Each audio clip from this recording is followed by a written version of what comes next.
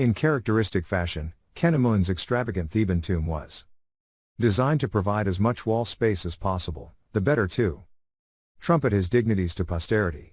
In this everlasting monument to his ego, Khenemun was able to give free rein to his obsessive predilection for titles. The result is a list of more than 80 epithets, even though, in reality, few of them signify real office.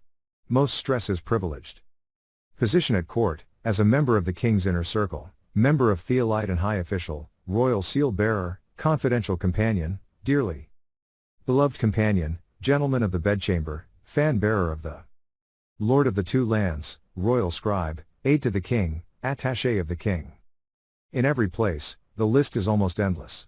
Khenemun devised ever more elaborate formulations to vaunt his position: chief companion of the courtiers, overseer of overseers, leader of leaders, greatest of the great, regent of the whole land, one who, if he gives attention to anything in the evening, it is mastered early in the morning at daybreak. The language becomes most pompous when stressing Khenemun's loyalty to the king, doing right by the Lord of the Two Lands, giving satisfaction to the sovereign, inspiring the king with perfect confidence, and, perhaps most ludicrous of all, heartily appreciated by Horus. 7 Rarely had an Egyptian official been quite so intoxicated with the exuberance of his own verbosity. Yet behind all this bombast and vainglory, Khenemun led a secret double life. Because of his privileged access to the inner sanctum of power, he was ideally placed to pick up court gossip, in particular any murmurings against the king. His role as chief steward provided the perfect cover for carrying out clandestine surveillance as master of secrets, the head of the king's internal security apparatus. Khenemun's undercover role was to be the eyes of the king of Upper Egypt, the ears of the king of Lower Egypt. 8 Like Elizabethan England. 18th dynasty Egypt had a sophisticated court underpinned by a network of spies and agents who monitored those in positions of authority, as well as the general population, for signs of dissent. Khenemun's relationship to Amenhotep II was as Sir Francis Walsingham's was to Elizabeth I, ultra-loyal, devoted to his monarch, confident of his own authority, and unafraid of making enemies. And enemies there clearly were. After Khenemun's death and burial, the gorgeous reliefs in his Theban tomb were systematically defaced. Not a single image of him survived the attacker's chisels. The same posthumous vilification was meted out to Rekhmira, exemplary vizier. Theirs are cautionary tales, suggesting that high office in ancient Egypt could bring great unpopularity. The self-confident image of the official record masked an unpalatable truth.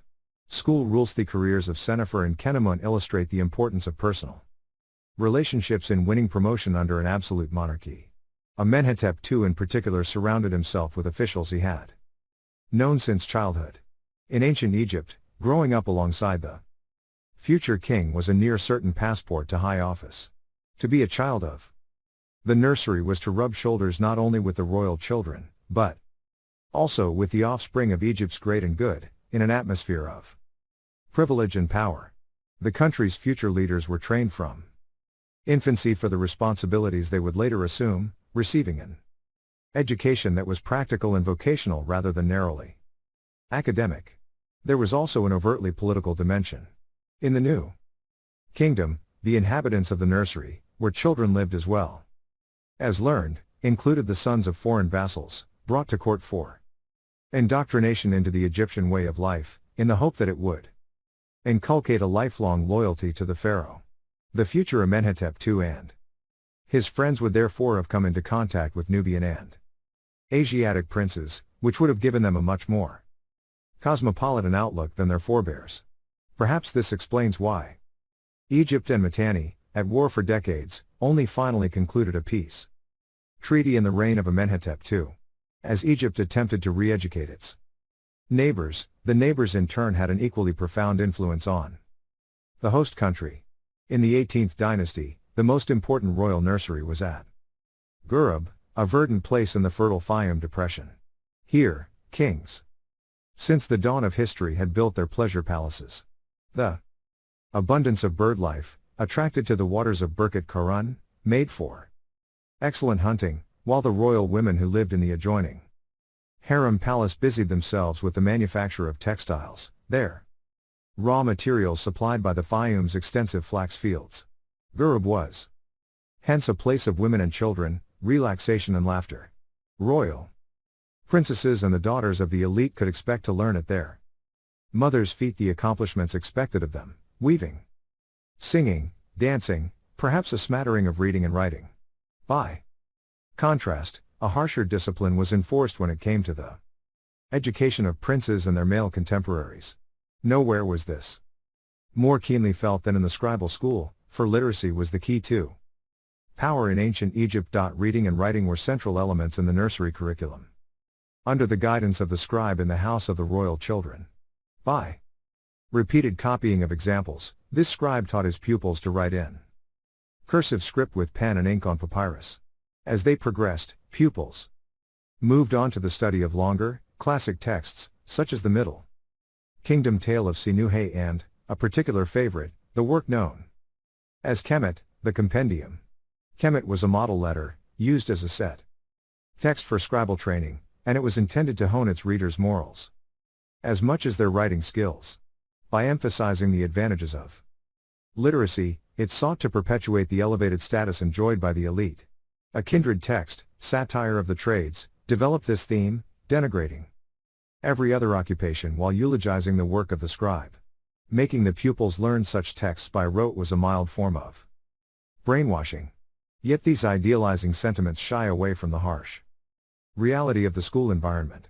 Ancient Egypt, like Dickensian England, believed wholeheartedly in the maxim spare the rod and spoil the child. As one New Kingdom proverb put it, a boy's ear is on his back, he hears when he is beaten. 11. The discipline of the scribal school was meant to prepare its pupils for the rigors of government service. The harsh and uncompromising style of education accurately reflected the exercise of power in ancient Egypt. The royal court, despite its luxury, was no place for effete intellectuals. Ambition, determination, resilience, and manly vigor, these were the qualities prized by the government machine, and the nursery sought to drum them into its pupils. Once the young princes and their schoolmates had mastered the Egyptian language, they were introduced to Babylonian cuneiform, the diplomatic lingua franca of the age. Egypt could no longer afford to luxuriate in its own sense of superiority. In a new era of internationalism, power politics demanded a knowledge of foreign languages and cultures. The curriculum also included mathematics and music, foreign appreciation of singing and instrumental music, if not the ability to perform, went hand in hand with membership in polite society. Just as important, for the future king if not for his classmates, was a firm grasp of military strategy. The future Amenhotep II would no doubt have studied the accounts of classic engagements, including, perhaps, his father's great victory at the Battle of Megiddo, alongside the literary, mathematical, and musical papyri. Fighting fit. In the macho world of the 18th dynasty, where a king was expected to lead his troops into battle and display feats of bravery in the face of the enemy, training the body was as important as educating the mind. Energetic and physical pursuits played a particularly important part in the education of future leaders. Running, jumping, swimming, rowing, and wrestling were all part of the weekly routine, designed to develop strength, stamina, and team spirit. While Senefer and Kenemun may have preferred the life of the mind, physical exploits being conspicuously absent from both men's biographies, their royal schoolmate, the future Amenhotep II, relished his time spent on the training ground. Taller and stronger than most of his contemporaries, he reveled in sport and developed a prodigious talent as a rower and runner. It was archery, however, that held a special appeal. While staying at the royal palace at Chini, he took lessons from the local mayor, Min, who was evidently a great shot himself. It was the proudest moment of Min's life, lovingly recorded in his tomb, as he guided the young prince's aim, advising him stretch your bow to your ears. 12. By the time he reached his teens, a fine youth, with his wits about him, 13, Amenhotep had matured into such an accomplished archer that He was apparently able to shoot an arrow through a solid copper target while mounted in a chariot. We might be rightly suspicious of this fabled act of royal strength and skill, were it not for the abundant evidence of Amenhotep's singular ability with a bow and arrow. Among his prized possessions was a richly decorated composite bow of wood and horn, the very best of its kind. Archery is mentioned or depicted more frequently than any other activity in the monuments of Amenhotep's reign, a clear indication that it was something of a royal obsession. On one notable occasion, eager to demonstrate his superior skill, he challenged the members of his retinue to beat him in an archery competition, declaring, "Anyone who pierces this target as deep as His Majesty's arrow shall have these things, as a prize." 14. This unique instance of a sporting contest between a supposedly divine king and his mortal followers provides a vivid insight into Amenhotep's competitive character. His exploits help to establish the motif of the sporting king as a central element in New Kingdom royal ideology. Amenhotep's other favorite pastime was horsemanship. Unknown in the Nile Valley before the Hyksos invasion, horses had been swiftly adopted by Egypt's ruling class in the early 18th dynasty. In an age of warrior pharaohs, the ability to ride in the saddle and in a chariot were vital military skills. In keeping with his general sporting prowess, Amenhotep displayed a special affinity with horses from an early age. When he was asked as a young man to look after some of the horses in the royal stables, the results spoke for themselves. He raised horses without equal. 16. On becoming king, Amenhotep stressed not only his physical prowess but also his credentials as a military ruler. He was determined to prove himself a worthy heir and successor of his father, the great warrior pharaoh. Following in Thutmose III's footsteps, he led two major campaigns in the Near East. The purpose of the first was to extend and consolidate Egypt's imperial possessions by securing the allegiance of various unaligned chiefs and quelling a revolt in Tixi, modern Syria. The unfortunate rebels should have learned from recent history. Egypt was not about to be humbled on such an important stage. Amenhotep's army easily prevailed against the enemy and meted out a predictably gruesome fate to the ringleaders. The 7 defeated chiefs of Tixi were rounded up and taken back to Egypt, suspended head down from the masts of the royal flagship. On arrival in Thebes, in a final act of humiliation, 6 of the rebels were hung up on the walls of Ipizit, as an offering to the Egyptian gods and a warning to would-be insurgents. The body of the 7th chief was carried all the way to Napata, in Upper Nubia, the southernmost outpost of the Egyptian Empire, to be similarly displayed. As it swung, rotting and stinking in the desert sun, the corpse served as a powerful and grim reminder to the local population of the price of rebellion.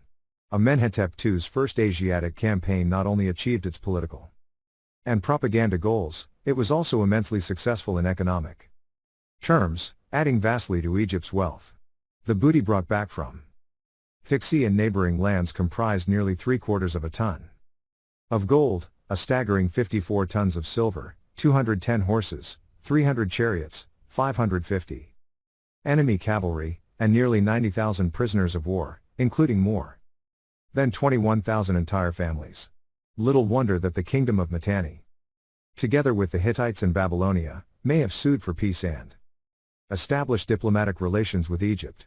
Victory against such a determined opponent was an impossibility. Amenhotep's second campaign, 2 years later, ranged closer to home, in Palestine, but was similarly directed against a specific enemy, in this case the rebel leader of a town near Megiddo. There was no way Amenhotep was going to allow a region so hard won by his father to secede from Egyptian control within a mere generation. The outcome, once again, was never in doubt. The chief whose name was Dada was carried off, the wife, his children, and all his dependents likewise. 17 Their ultimate fate is not recorded, but it is safe to assume it was appropriately unpleasant. As a final act of vengeance, Amenhotep ordered his army to massacre the town's entire population before returning in triumph to Egypt, his desire slaked in all the hill countries, all lands beneath his sandals. 18. No further military campaigns would be required for the rest of Amenhotep's reign. In their place, peace and prosperity ushered in. Opportunities for building projects at home. His fame established. Throughout the foreign lands, it was now time for Amenhotep to secure his immortal memory among his own people. Toward the sunrise. The Giza Plateau, west of Memphis, held a special place in Amenhotep II's affections, for it was here that he had first practiced archery and horse riding. A training gallop lay near the Great Sphinx, already 1,000 years old, and the area was a favorite location for royal sporting activities. One day, as Amenhotep cantered around the great necropolis, he marveled at the pyramids of Khufu and Khafra, his distant forebears from remote antiquity. Inspired by the monument's size, splendor, and sheer age, the king decided to record his own achievements for posterity on a magnificent stela erected between the paws of the Great Sphinx. Its combination of the usual lofty sentiments and specific details of the king's sporting achievements reveals much about his character. In a further gesture of homage to the guardian of the Giza necropolis, Amenhotep built a temple next to the Sphinx, which he worshipped as the sun god Hormukhet, Horus of the horizon. It soon became a favored focus for acts of piety by other members of the royal family, including Amenhotep's son and heir, Thutmose IV, 1400 to 1390. Indeed, Thutmose went one step further in his reverence for the Sphinx. He claimed Hormukhet as his personal protector, attributing his very position to the god's favor. His great stela, erected next to his father's, told how Hormukhet spoke to him in a dream when he was still a prince, promising him the kingship if he would clear sand away from the body of the Sphinx. Once safely ensconced on the throne of Horus, Thutmose kept his side of the bargain, completing the re-excavation of the monument from the sand of centuries, and building an enclosure wall to prevent future encroachment by the shifting desert dunes. It is telling that Thutmose's inscription makes no mention the state god Amun-Ra, in sharp contrast to his father's stela, concentrating instead on Hormukhet.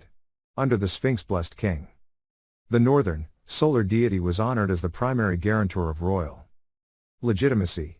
Even at Ipizit, home of Amun-Ra, the king had himself depicted as half-human, half-celestial falcon, emphasizing his identification with the sun god, Horus and Ra now being closely associated in Egyptian theology. Through such carefully chosen imagery, he sought to underline the divine solar aspects of his office, abandoning the image of the military ruler that had served his forebears so well. Thutmose IV reaped the benefits of peace with Mitanni, dedicating his reign to internal affairs instead of foreign campaigns. Diplomacy likewise replaced military action as the main instrument of overseas policy. The administration of Nubia was reformed, with the appointment of a viceroy of all Egyptian-controlled lands. Looking to the northern part of his empire, Thutmose IV cemented the alliance with Mitanni by taking a Mitannian princess as his wife. Just 2 generations earlier, his forebear and namesake Thutmose III had fought Mitanni for supremacy in the Near East. Now the erstwhile foes were united in marriage. With peaceful conditions restored, trade could flourish once more between the great powers, and caravans of luxury goods traveled by land and sea across the eastern Mediterranean, Palestine, Syria, and Mesopotamia. With an almost inexhaustible supply of gold, every ruler's favorite commodity, Egypt benefited most from this upsurge in commerce, exchanging its mineral wealth for metals, timber, precious stones, and other royal desiderata. Another peace dividend from the alliance with Mitanni was a rash of new construction projects. The length and breadth of Egypt and Nubia. On each monument the king's fascination with solar symbolism loomed large, presaging a new direction in royal ideology. A country secure in its borders and at peace with its neighbors, and a monarchy resplendent as never before, the scene was set for an aggrandizement of kingship beyond anything Egypt had seen since the days of the Great Pyramid. Chapter 13. Golden Age. Blaze his name abroad. All Egyptian kings had a talent for self-promotion. It went with the job. 4. The ninth ruler of the 18th dynasty, Amenhotep III, 1390 to 1353, it Must have been particularly difficult to restrain the bombastic urgings of monarchy. Descendant of conquerors and heir to a sun-blessed throne, Amenhotep had the added good fortune to inherit from his father, Thutmose IV, a nation of unprecedented wealth and unaccustomed stability. Egypt's domination of the Near East had reached its apogee. Peaceful relations had been established and cemented with the other great powers, Babylonia, Assyria, and Mitanni. Even the infamously belligerent Hittites were prepared to observe the Pax Aegyptica, for the moment at least. For his reign of nearly 4 decades, Amenhotep III would have the rare privilege of being the only ruler of his entire dynasty not to wage a single military campaign in Western Asia. Instead, his period of rule was characterized by an upsurge in the arts of peacetime, and by the promulgation of a personality cult of bewildering intensity. Amenhotep started early. A mere child at his accession, his first taste of royal celebrity came after just 2 years on the throne in 1389. In what was probably a set-piece encounter rather than a spontaneous act of bravery, the king took part in a hunt of wild bulls at Shedep, modern Wadi Natrun, west of Memphis. A large glazed scarab, the ancient Egyptian equivalent of a commemorative coin, was issued by the court to mark the occasion. Distributed throughout Egypt and its conquered territories, it served to trumpet the young king's achievement to his contemporaries, and record it for posterity. The repetitious phraseology protests too much, even for a young king. On the cusp of adolescence, it was surely not a difficult task, aided by his entire army, to slaughter a herd of bulls corralled inside a ditch, with no means of escape.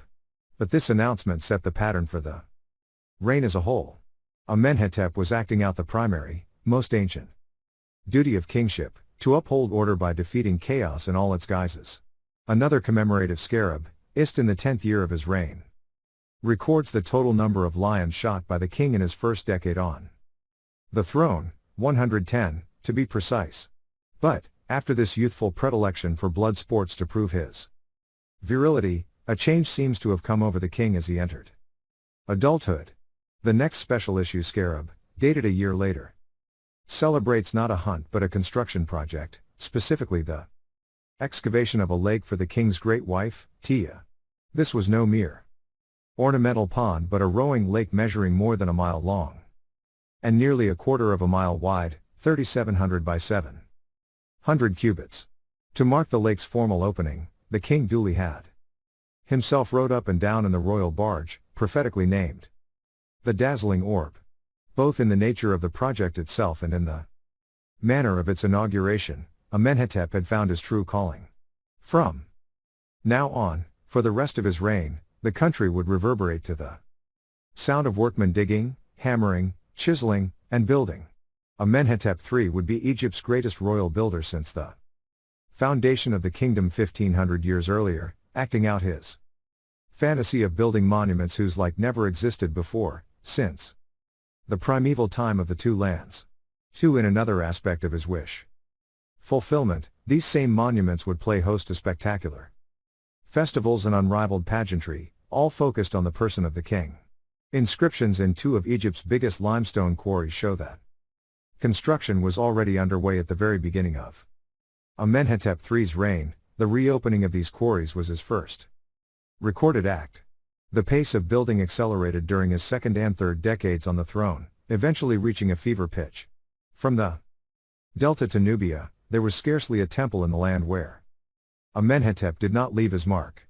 At Saqqara he commissioned the first tomb chapel and burial for the Apis, a sacred bull believed to be the incarnation of the Memphite creator god Ptah. On the island of Abu, he oversaw the construction of a new shrine dedicated to another creator deity, Khnum. The chief beneficiary of royal largesse, however, was the creator par excellence, the sun god Ra. In a brilliantly calculated program, Amenhotep and his theologians systematically reinterpreted each national cult to emphasize its connections with solar beliefs.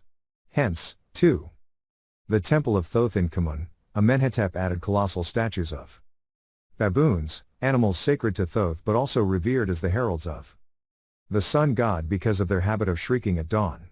At Sumenu, Modern Al-Rizaiqat, near Thebes, the local crocodile god Sobek was rebranded as the hybrid deity Sobek Ra and honored with a new temple adorned with monumental sculpture.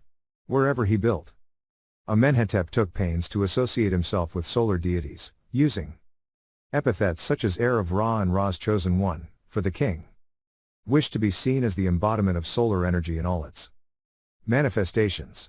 He was the maker and sustainer of life, the bringer of fertility and fecundity, and the fierce eye of Ra that, when appeased, turned its ferocity on Egypt's enemies, defending created order. Sophisticated theology was being harnessed to the yoke of divine kingship as never before. One site, above all others, felt the full energy of Amenhotep's building program. From the moment of his accession, the king adopted the epithet ruler of Thebes, and he soon set out to prove it in deeds as well as words. During his reign, the city dedicated to Amun-Ra, already the focus of royal construction projects from the beginning of the 18th dynasty, was transformed into Homer's legendary 100-gated Thebes, with a forest of massive temple gateways punctuating the landscape on both sides of the river. At Reimposed, the epicenter of the Amun cult, Amenhotep ordered the construction of a new monumental entrance for the entire complex, at the same time adding a further gateway on the temple's southern axis that led to the temple of the goddess Mut. Here the king beautified and adorned the buildings with a vast array of fine stone sculpture, including more than 700 statues of Sekhmet, 2 for every day of the year, a lioness deity associated with the fiery eye of Ra. In the northern part of the Reimposed enclosure, Amenhotep presided over the rebuilding of an earlier temple to Montu, the son of Amun and Mut, and the construction of a new temple to Ma'at, goddess of truth and justice. Every edifice was further enhanced with prodigious quantities of the finest sculpture. Indeed, more statues survive of Amenhotep III than of any previous king of Egypt, a testament to the feverish activity of the royal workshops. Throughout his reign, Amenhotep's constructions at Reimposed were but a sideshow, however, compared to his principal project at Thebes, a mortuary temple on the west bank of the Nile. Begun early in his reign and greatly enlarged in subsequent building phases, it was destined to become the largest royal temple in the history of ancient Egypt. Today, little remains beyond the bases of columns. Such a vast monument was too tempting a source of building material for later kings, but in its time it dwarfed even the great temple of Amun-Ra at Reimposed. Covering an area of 93 acres, the complex was unprecedented in scale and magnificence, bursting at the seams with colossal sculpture. Statues of Amenhotep III as the god Osiris, more than 26 feet tall, stood between the columns of one court. Another part of the temple was dominated by a seated pair statue of the king and his great wife, Tia, at 23 feet high, the largest dyad ever carved. In Egypt, fragments of 2 even larger colossi were found nearby. The temple's northern gateway was flanked by a pair of striding figures of the king carved from granite, while processional avenues were lined with enormous sphinxes and jackals. These ceremonial paths linked the temple's 3 enormous courts, each of which had its own monumental gateway guarded by yet more colossal seated statues of the king. The easternmost pair of statues still stand more than 60 feet tall, flanked by diminutive statues of Amenhotep's mother, wife, and daughter, and are visible for miles around. Today they are known as the Colossi of Memnon, their sheer immensity, looming over every man, woman, and child in western Thebes, led them to be considered deities in their own right, living images of the king as ruler of rulers. They certainly conveyed Amenhotep's overwhelming authority, and must have evoked a mixture of awe and fear in every observer. Amenhotep's supersized colossi imparted a subtler message, too. After being partially submerged in the floodwaters of the Nile for several months each year, they would emerge again as symbols of rebirth, underlining the principal rejuvenating purpose of Amenhotep's mortuary temple, his mansion of millions of years. In a similar vein, many of the statues of deities set up in the temple's courts were carved from granite iorite, the stone's black color symbolic of rebirth. Statues of the king, on the other hand, were more often carved in red granite or golden quartzite, the solar colors emphasizing Amenhotep's close connection with the sun god. The twin themes of creation and rebirth echoed from every corner of the vast complex, proclaiming the king as the essential pivot of the cosmos.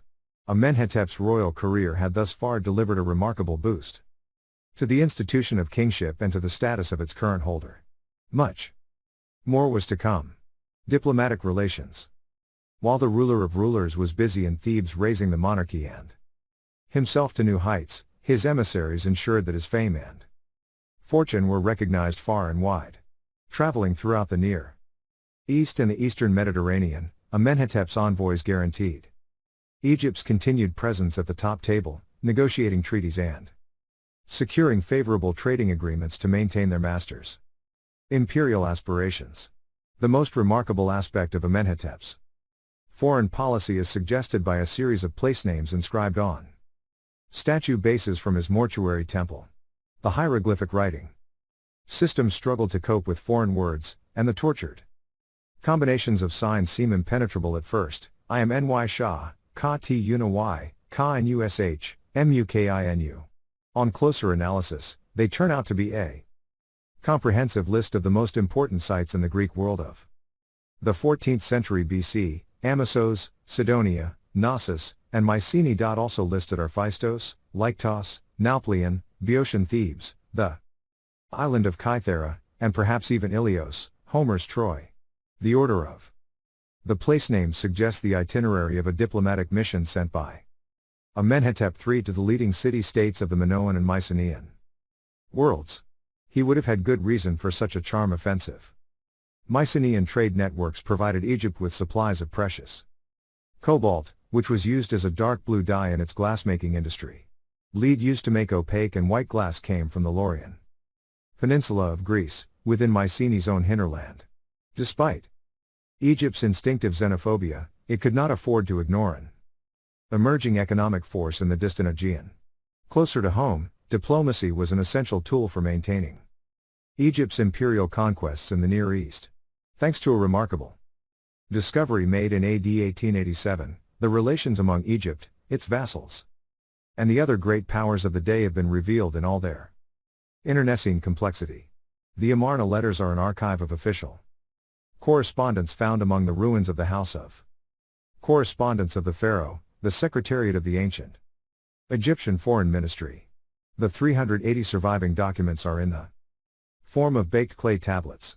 They are written in the cuneiform, wedge-shaped, script of Mesopotamia, and in the Babylonian language of Bronze Age diplomacy. Many date to the latter years of Amenhotep III's reign and were sent by vassal princes to the Egyptian pharaoh, whom they addressed with suitable obeisance as my son, my lord. Unlike conquered Nubia, where centrally appointed bureaucrats imposed royal authority along Egyptian lines, Egypt's subject territories in the Near East were allowed to retain their own administrative arrangements and their own indigenous rulers, provided they swore oaths of allegiance to the pharaoh and delivered their annual tribute on time. Yet the indignity of being subject to a foreign power clearly riled, and the vassals seem to have spent much of their time plotting and counterplotting as they attempted to play Egypt off against the other great powers, not least Mitanni and the Hittites. The Amarna letters reveal a highly volatile state of affairs, with bitter rivalries and almost continuous small-scale conflict erupting between the various city-states. Among the more troublesome vassal princes in Palestine were Milkilu of Gezer, Buridiya of Megiddo, and Abdi Heba of Jerusalem. Generally, Egypt was content not to involve itself in such local disputes, except when its economic interests were threatened. Farther north, however, the problems were altogether more serious, since they had the potential to disrupt the balance of power between Egypt and the Hittites. A quarter of all the Amarna letters are from a single vassal, Rib-Ada of Kabni, whose city had enjoyed a special relationship with Egypt for more than 1,000 years. Rib-Ada was becoming increasingly suspicious of the neighboring state of Amurru, with its ambitious ruler Abdi Ashurta. Rib-Ada's fears were well founded. Unchecked, Amurru moved to capture the Egyptian garrison town and administrative capital at Sumer, modern Al-Hamidiyya, and virtually besieged Kabni. This turmoil gave the Hittites the excuse they had been waiting for to intervene, and Amurru was lost to Egyptian control. It was a salutary lesson in how minor disputes could escalate rapidly to Egypt's detriment, where Thutmose III or Amenhotep II would not have hesitated to intervene militarily. Amenhotep III followed a very different policy. His main objective was to exploit his overseas possessions economically and control them politically with the minimum commitment of Egyptian forces.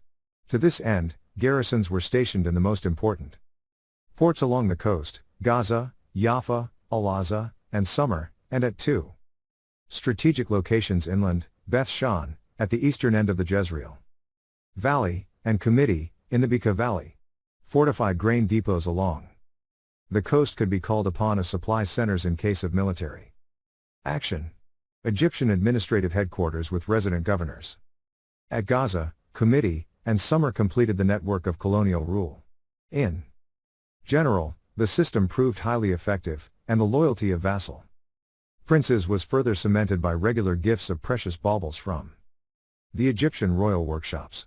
The conferment of imperial knighthoods on Indian princes by the British Raj is an instructive modern parallel. When it came to maintaining amicable relations with the other great powers, however, something more than trinkets was required. In the eyes of his subjects, the pharaoh may have been master of the universe, but in reality he had to share the world stage with 6 other Near Eastern leaders. In Mesopotamia there were the kings of Babylonia, southern Iraq, Assyria, the upper Tigris Valley, and Mitanni. Northern Iraq and northern Syria, in Anatolia, the kings of the Hittites. Central Turkey, and Ertsawa, southwestern Turkey, and in the eastern Mediterranean, the ruler of Elashia, Cyprus. The members of this elite club called one another brother, and were not averse to displays of pique or petulance if they failed to get their own way. Among the Amarna letters, the 36 or so missives from the great powers to Amenhotep III are largely concerned with the usual diplomatic niceties, the exchange of greetings, polite inquiries after the king's health, and the presentation of gifts.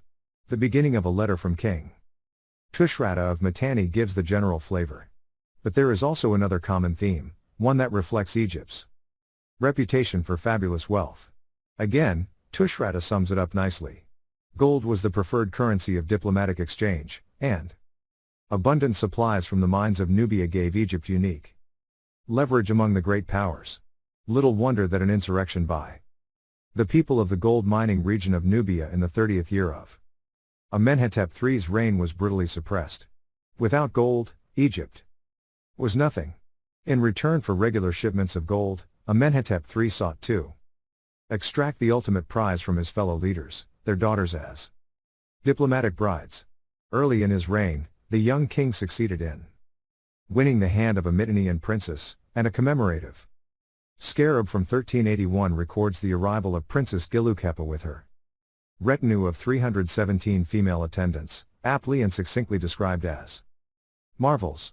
525 years later, the pharaoh sought another Mitannian princess for his harem, both to cement his friendship with the new Mitannian king and also, one presumes, because Gilukhepa had lost her virgin bloom.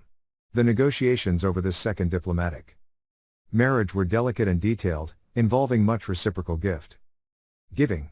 Eventually, King Tushratta sent his daughter Tadukhepa with an appropriate entourage of 270 women and 30 men, and an enormous dowry including 44 pounds of gold, together with another 13 pounds of gold as a personal gift for Amenhotep himself. 6 coals to Newcastle, one might have thought, but the pharaoh was evidently impressed with the gesture, and the entente cordiale was duly secured. The Babylonians drove a harder bargain altogether. Amenhotep had already taken one Babylonian princess as a bride early in his reign. But when he tried the same trick with the new king of Babylonia, Kadashman and Lil-I, he met unexpected resistance. Kadashman and Lil complained that nobody had set eyes on his sister since she had entered Amenhotep's harem more than a decade earlier, and he was reluctant to condemn one of his own daughters to the same fate. To make matters worse, he had not been invited to Amenhotep's recent great festival. Furthermore, he doubted that foreign brides were being treated in the manner to which they had been born. As a final insult, Kedashman and Lil's request for a reciprocal arrangement, whereby he would marry an Egyptian princess, was rebuffed in no uncertain terms. Amenhotep replied haughtily that no daughter of an Egyptian king had ever married a foreigner, and he had no intention of breaking with tradition just to please the king of Babylonia. Altogether, the omens for a second Babylonian marriage did not look good. In the end, Egyptian gold seems to have won the day, and Amenhotep got his girl.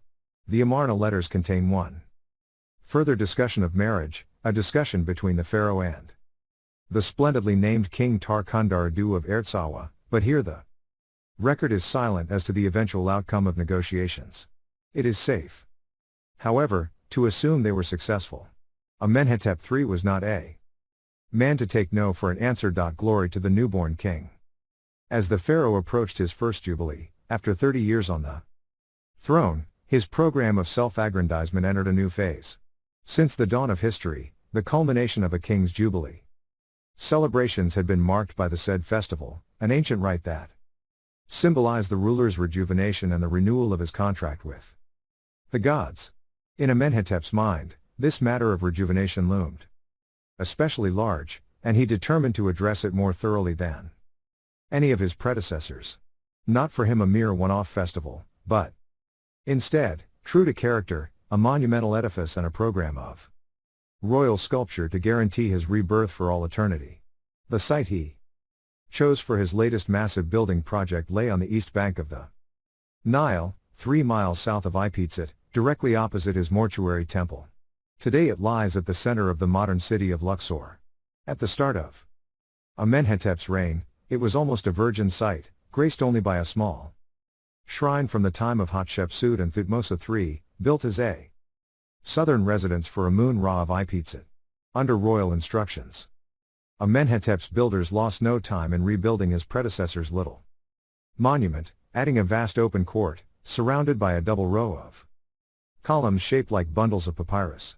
This solar court reflected the king's growing emphasis on sun worship, for which an open, unroofed space was far more appropriate than a traditional enclosed sanctuary, and he instructed his architects to add a similar feature to nearly all his temples the length and breadth of Egypt. The solar court's realization at Luxor ranks as one of the most beautiful and impressive of all ancient Egyptian temples. And that was exactly what the king intended. In front of the sun court, an even more impressive edifice started to take shape, a gigantic colonnade hall with columns reaching more than 60 feet into the air, embellished, as always, with 6 colossal striding statues of the king. Such architectural wonders were entirely for effect. And they worked magnificently. But the real theological significance of Luxor lay out of sight, in the rear parts of the temple. Perhaps the most important room in the entire complex is a small chamber, tucked away behind a small bark shrine, next to the offering room. On its western wall, a delicate relief shows 2 goddesses gently supporting the figures of a woman and a man. They are Amenhotep III's parents, Mutmuia and Thutmose IV. Or rather, Mutmuia and someone disguised as Thutmose IV, that someone being the god Amun-Ra, as the accompanying text makes clear. The inscription does not shy away from describing, in unexpectedly graphic terms, the god's purpose in sneaking into the queen's bedchamber, and her enthusiastic response to his overtures.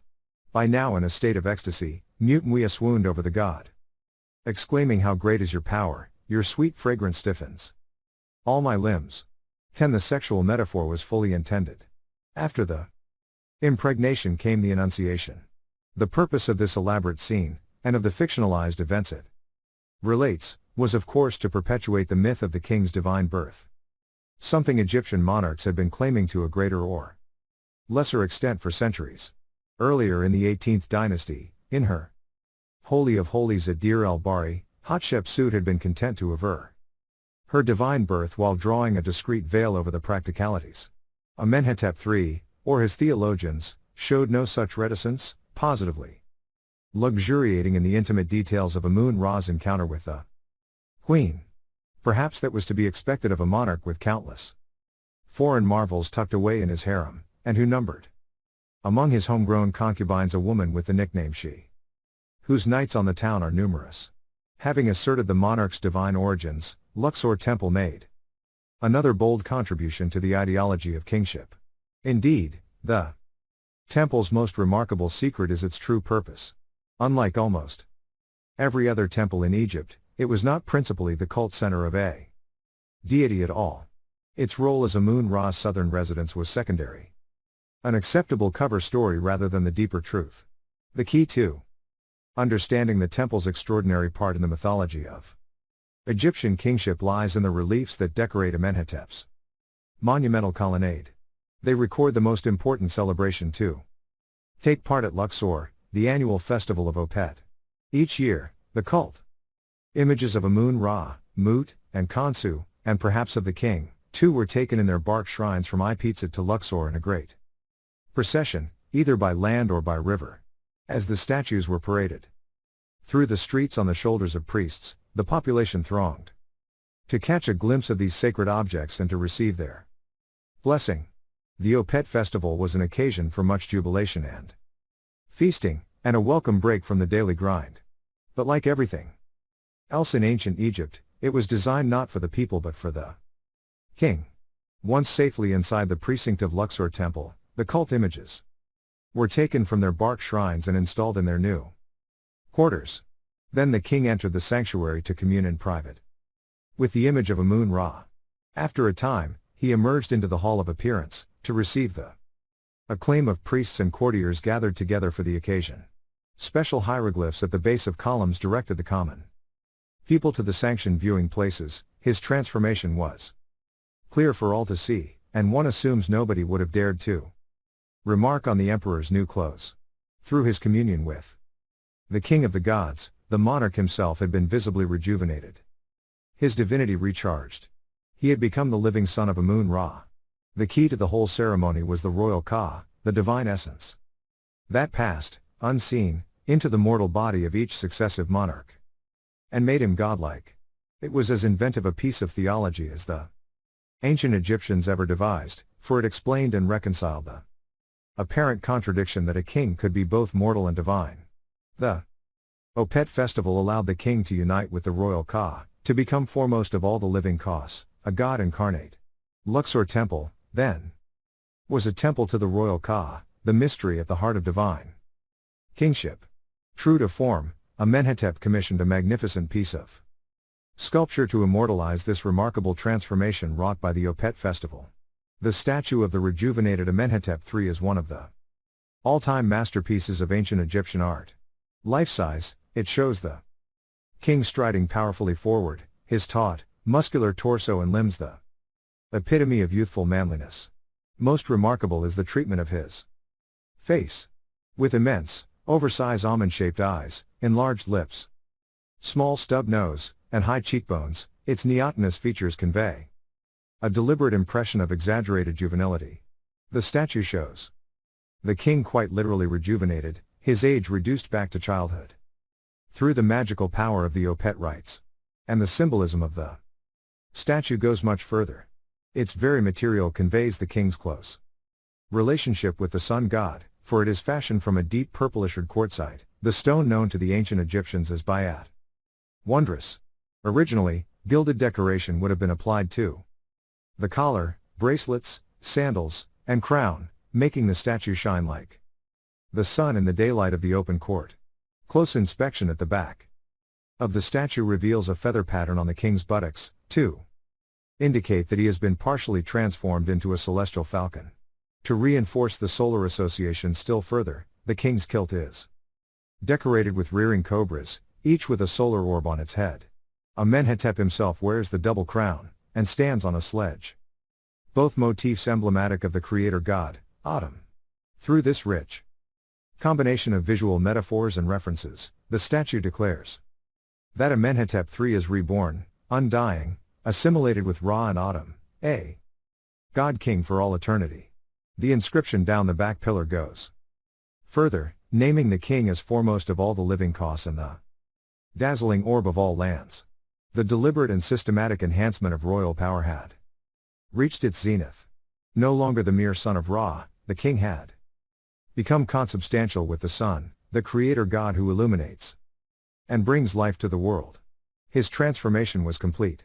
Egypt's dazzling orb, the deification of Amenhotep III in his own lifetime, intimately connected with the celebration of his first jubilee in 1361, broke new ground for the Egyptian monarchy. Earlier kings had certainly come close to claiming divinity, depicting themselves with godlike attributes, but a distinction, albeit a subtle one, had always been maintained between the king as the earthly incarnation of Horus, and Horus himself, between the chosen one of Ra, and Ra, who did the choosing, between the monarch as Necha-Nefer, perfected or junior god, and the real thing.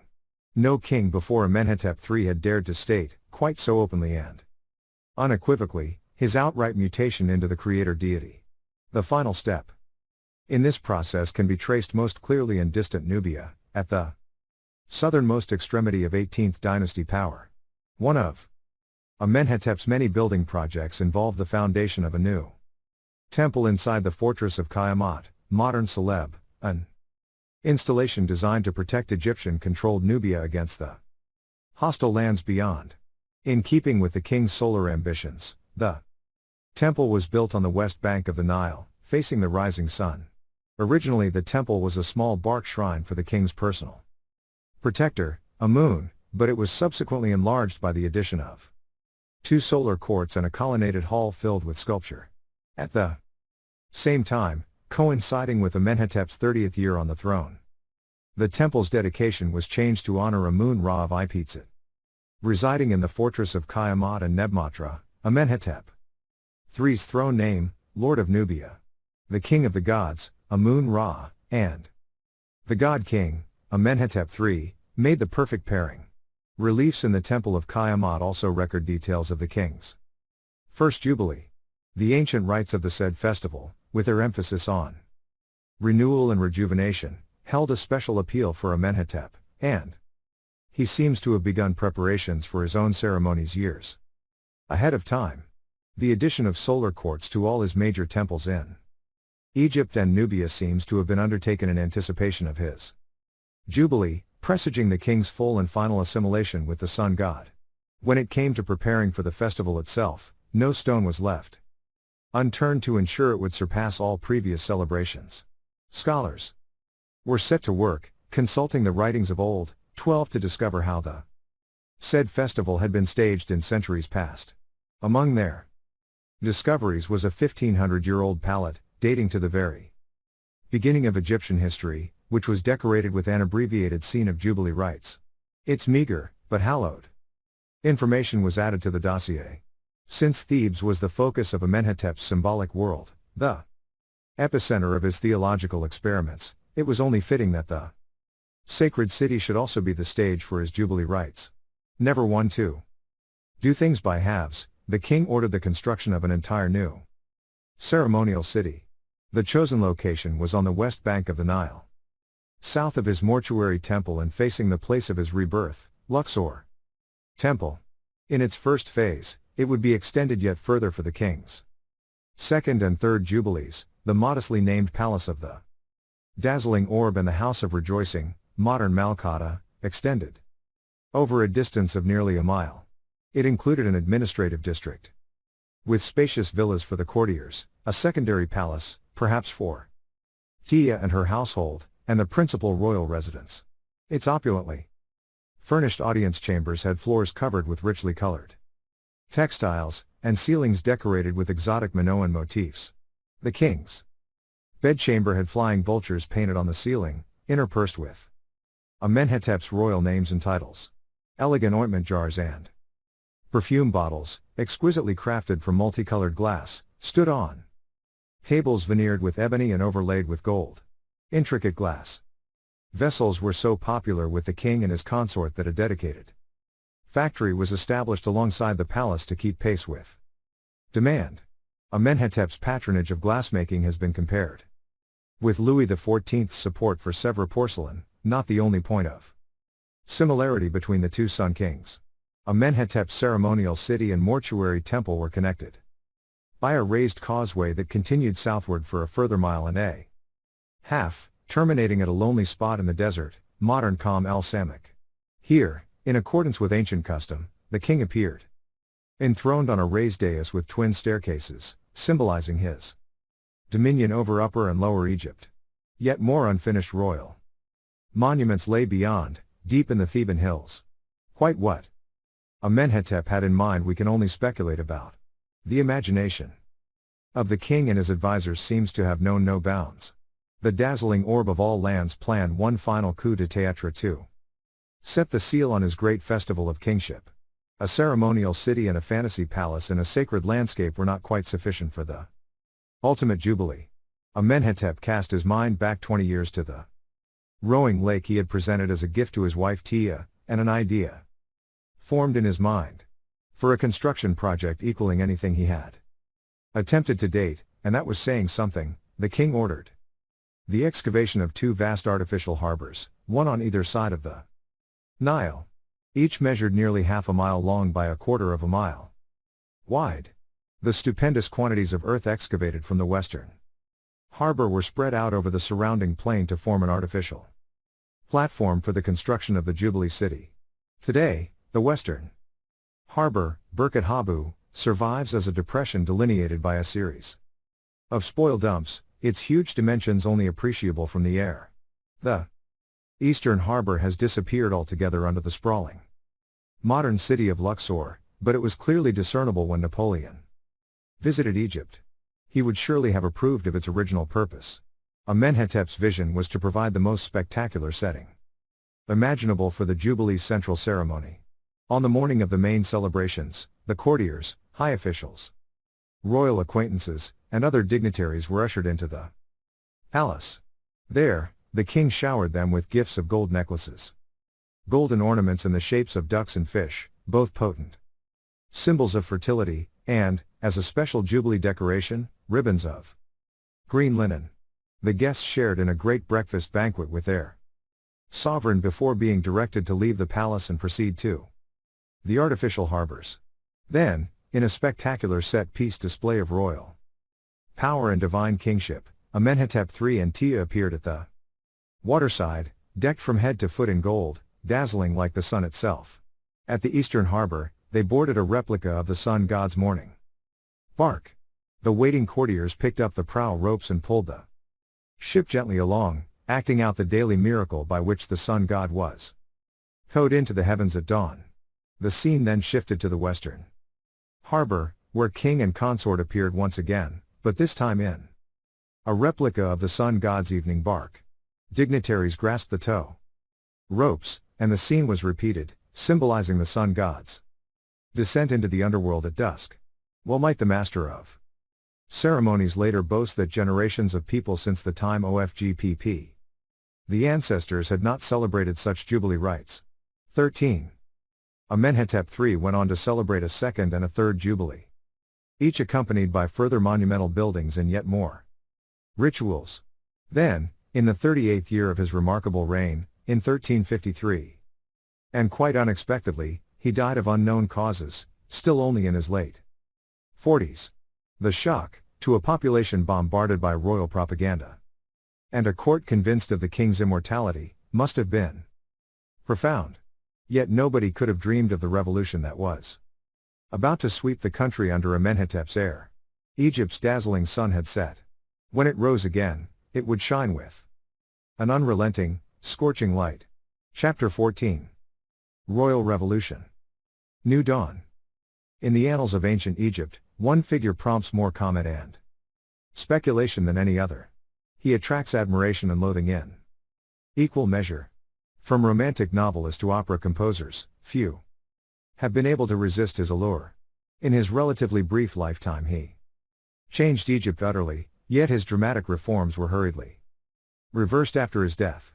He took the institution of divine monarchy to new heights, yet he was never expected to rule. He is Akhenaten, the heretic king, 1353 to 1336, the most controversial and enigmatic of pharaohs, the instigator of a royal revolution. His 17-year reign and the tumultuous decade that followed were perhaps the most exhilarating, uncertain, dynamic, and bizarre period in Egyptian history. At its heart was the king's own radical vision, which, if it had survived, would have changed not just the history of ancient Egypt but, perhaps, the very future of humanity. For much of Amenhotep III's glorious reign, the heir apparent was Prince Thutmose, the king's eldest son, named, following royal tradition, after his grandfather and great-great-grandfather. Of the second son, Prince Amenhotep, as he was then named, little is known. Until Prince Thutmose's untimely death, an event that propelled his younger brother into the position of crown prince.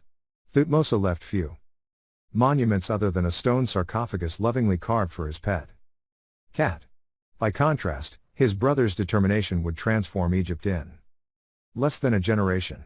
The new heir to the throne must have witnessed firsthand his father's spectacular said festivals, and they'd clearly had a profound effect on him. Their dazzling solar imagery, in particular, seems to have burned itself into the young man's fertile imagination. If notions of radical theology had begun to form in Amenhotep's mind, there is no evidence of them at the beginning of his reign. Instead, having succeeded as Amenhotep IV, he did what was expected of a pious son and completed the decoration of his father's great entrance gateway Atpggy. Ipizit. He added his own reliefs, in suitably traditional style, showing him smiting the enemies of Egypt. In Nubia, he founded a new town, just as his father had, with a temple dedicated to Amun-Ra, king of the gods. From distant Cyprus, the king of Elashia wrote to congratulate Amenhotep IV on his accession, sending him a jar of sweet oil as a coronation gift. One Everything seems set fair for another glorious reign. In the familiar dynastic mold, Egypt's imperial possessions paid suitable homage, too. A particularly obsequious letter arrived from the vassal ruler of Tyre, full of the usual sycophantic formulations. Such sentiments seem to have given Amenhotep IV ideas. Within a year of becoming king, he showed his true colors, with a construction program to rival his father's. The sandstone quarries at Gabel el Silsilah went into overdrive, manned by record levels of conscript labor that the king raised through a nationwide call-up.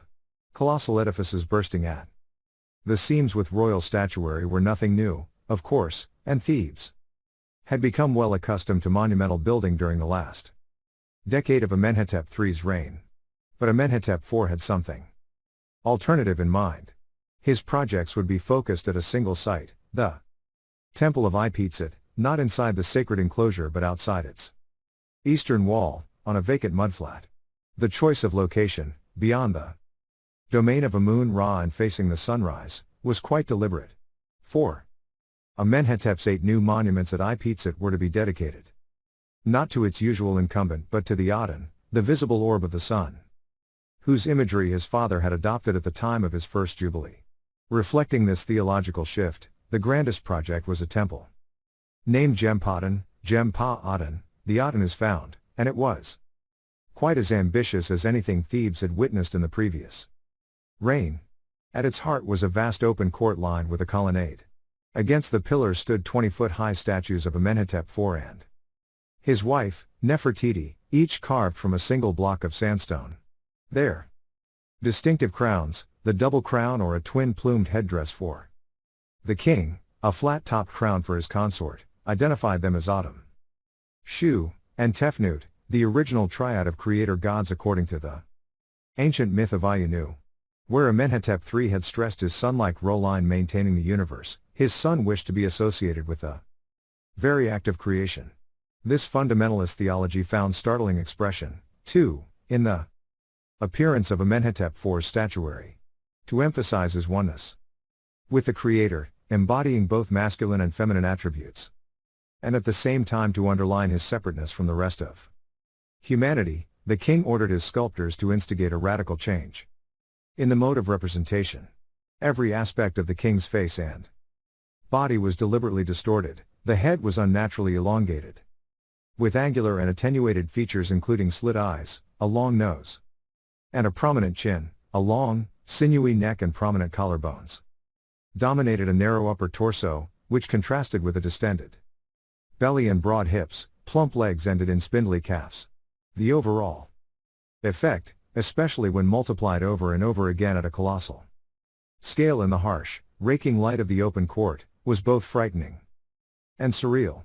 In a further twist, the statues were emblazoned at strategic points: neck, upper and lower arms, waist, with plaques bearing a pair of royal names, but instead of identifying the king, as might have been expected, they proclaimed the newly invented titulary of the Aten, the monarch's favorite god. Under Amenhotep III, the king had become the solar orb; under his son, the solar orb had become king. Amenhotep IV was declaring nothing less than a co-regency, with himself and the sun god as joint sovereigns. In the abundant reliefs that decorated the Gempatan, the royal family was invariably shown in the presence of the Aten, depicted no longer as the traditional falcon-headed man but in abstract form as a solar orb with rays ending in human hands, caressing and bringing life to the royal family. The ultimate purpose of Amenhotep IV's entire building program at Gempatan, like his father's constructions at Malkata, was to provide a grand architectural setting for the celebration of a royal jubilee. Amenhotep IV held his own said festival in the third year of his reign, maintaining the frequency established by his father's jubilees. In so doing, he was clearly signaling that his father's reign had not really ended. The inscriptions emphasized that the said festival was not so much the king's as the Aten's. It was a radical but entirely logical development of Amenhotep III's theology. The old king had become the solar orb and, as such, would continue to reign for all eternity, endlessly. Repeating jubilee stage managed for him by his son, Amenhotep IV. The said festival at Ipizet thus marked not a culmination but the beginning of a brave new world. Sun god and king would reign together, recreating the world anew each day. The jubilee celebrations also pointed the way to a new future for Egyptian religious life as a whole. Gone were the traditional processions of the gods. In their place, the king and other members of the royal family were the focus of attention and reverence as they traveled each day in state from palace to temple and back again. Cheering crowds and dignitaries lining the route. A year after the said festival at Gempatan, the king set the seal on his new theology by changing his own name, an act of the greatest symbolic power. While many a previous ruler had changed his throne name to signify a new direction, it was highly unusual, if not unprecedented, for a king to change the name he had been given at birth. Through the power of the Jubilee, Amenhotep IV believed he had been reborn to new life as co-regent of the Aten. In place of Amenhotep, Amun is content, he would henceforth be known as Akhenaten, effective for the Aten. Similarly, his wife, Nefertiti, added an epithet to her name, to become Neferneferuaten, beauteous are the beauties of the Aten. A place in the sun. So public a rejection of the Amun cult must have sat uneasily with the king's continued patronage of Thebes, city of Amun par excellence. To be sure, the Gempatan and the other Aten temples stood outside the sacred precinct of Ipizet, but the center of Amun worship was still too close for comfort. Amun's monuments on both banks of the Nile dominated the skyline and were a constant reminder of his hegemony over all other cults. If the Aten were to be truly magnified above all other deities, he would need his own domain, his own city, a place where the solar orb, and his son, could reign supreme. The search was on for a new royal capital. Akhenaten's chosen location was nothing short of inspired. Indeed, he claimed to have been led there by the Aten, in Middle Egypt.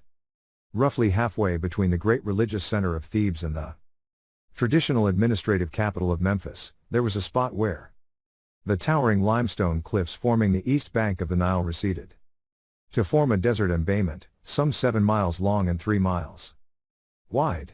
It was secluded, easily defensible, and conveniently served by a broad expanse of fertile floodplain on the opposite bank. Most important of all, it was virgin territory, previously unoccupied and unclaimed by any other cult. Even the landscape seemed tailor-made for the king's beliefs, the shape of the eastern cliffs forming the hieroglyph for horizon, the place where the sun rose each morning to bring new life to the world. It was indeed Akhenaten, the horizon of the orb, and the perfect setting for Akhenaten to realize his utopian vision. In the late spring of his 5th year on the throne, 1349, the king paid His first formal visit to the site, modern Amarna. Appearing in front of his assembled courtiers on an electrum-plated chariot, dazzling like the sun itself, he issued the decree establishing his new city. After making a spectacular open-air offering to the Aten in front of the cliffs, he declared that Akhetaten would belong to his god forever, as his monument with an eternal and everlasting name. 3. Not even Nefertiti would be able to shake his determination to realize his dream. The king further decreed that his model city would contain a suite of principal buildings for the worship of the Aten and the glorification of the royal family. And Akhetaten, not Thebes, would be the king's eternal resting place. The whole ceremony and the details of the king's decree were recorded for posterity on 3 massive tableaus cut into the cliffs at the northern and southern limits of the site and adorned with statues of the king and queen. Exactly a year later, Akhenaten paid a second visit to inspect progress. After spending the night in a carpeted tent, called Aten is content, he once again rode out at sunrise in a golden chariot, made another great offering to his god, and swore an oath by the Aten and by the lives of his wife and daughters that everything in Akhetaten would belong to the Aten and no other, forever. This second decree, establishing the city limits more precisely, was duly carved into a further set of 13 boundary markers on both banks of the Nile. Construction of the city itself stepped up a pace, too, helped by vast quantities of stone that were transported from a huge quarry cut in Tathi northern cliffs. Stone bricks of a standard size, 1 cubit by half a cubit, small enough to be handled by a single workman, made for rapid building. 2 years of feverish activity later and the city was ready to welcome the royal family to their permanent home. As Akhenaten had intended, the horizon of the Aten was carefully laid out to give prominence to the major public buildings. These were linked by the royal road, which ran parallel to the Nile and formed the capital's ceremonial backbone. The king's daily chariot ride from the royal residence to the seat of government and back again deliberately recalled the path of the Aten through the heavens, signaling the close connection between celestial and earthly co-regents. It also gave the city and its inhabitants a regular, ritual focus, replacing the religious festivals of old, which the king's new theology had consigned to oblivion.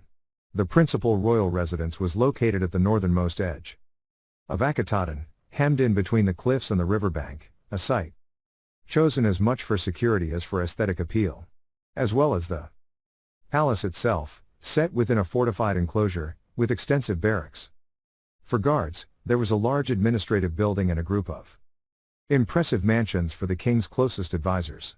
As the king traveled south each morning, his chariot accompanied by running platoons of soldiers and police, and, no doubt, flunkies. Trying hard to keep up, his journey took him first past a separate harem palace for the women of the royal family. Richly decorated with painted murals and gilded stonework, it was a haven of luxury and tranquility. In its central courtyard there were gorgeous formal gardens, kept watered from the river by a sophisticated irrigation system, while stalls for cattle and domesticated antelope provided the palace with the finest meats on a daily basis. Beyond this royal enclave began the city proper, and we may imagine the king's cavalcade speeding up as it passed the homes of ordinary mortals. A northern suburb, one of 2 main residential quarters, spread eastward from the royal road. Akhenaten's formal planning code evidently did not extend beyond the principal public buildings, for the houses of his subjects were arranged higgledy-piggledy. Large villas belonging to wealthy merchants were surrounded by the smaller houses of dependents, a maze of side streets and back alleys adding to the village-like atmosphere. The neighborhoods were noisy and bustling, and constituted a more or less permanent building site as new dwellings were erected. Continuing southward along the royal road, the king's chariot procession finally entered the central city, the religious and administrative heart of Akhetaten.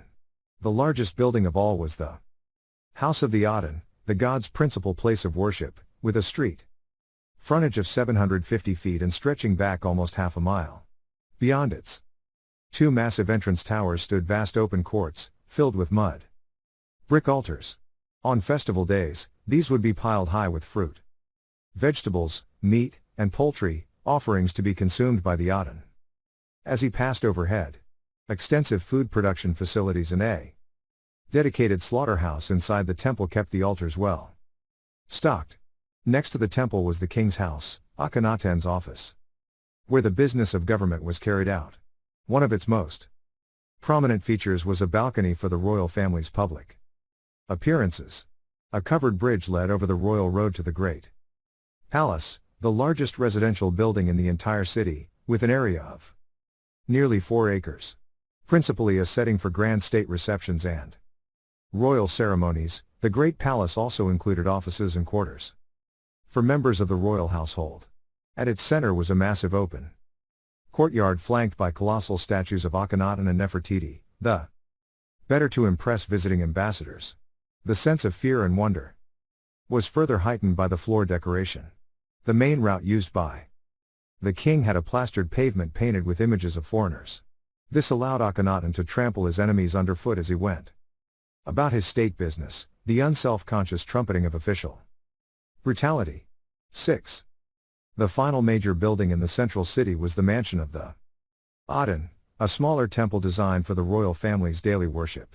Aligned with the cleft in the hills that led to the royal tomb, it perhaps also took the place of a traditional mortuary temple.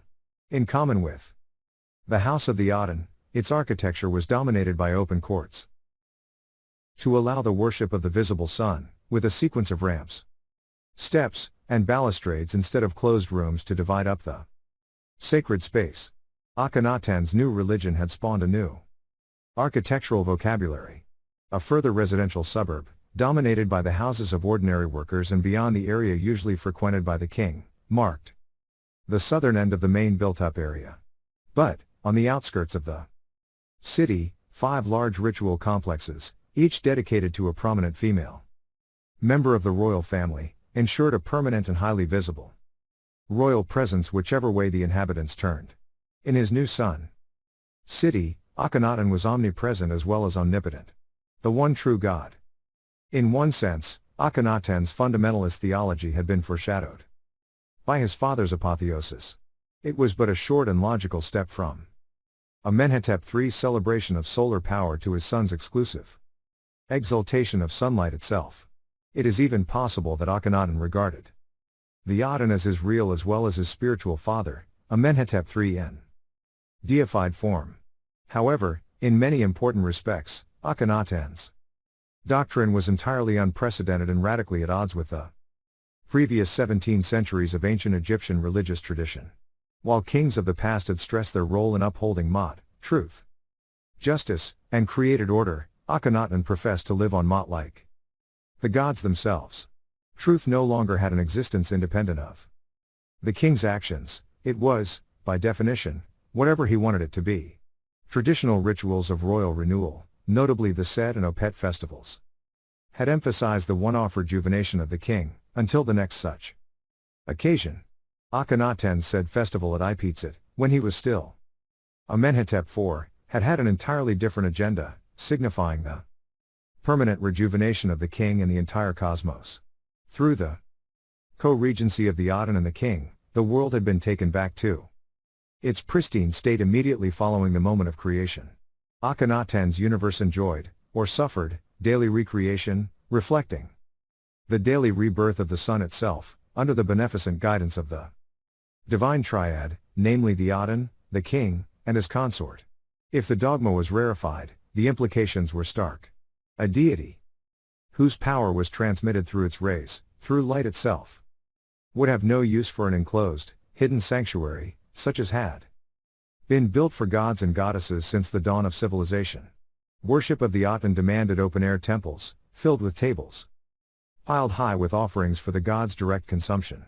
Indeed, the entire city of Akhetaten was one great temple to the Aten, since the visible sun could be observed and worshipped overhead at any time of day.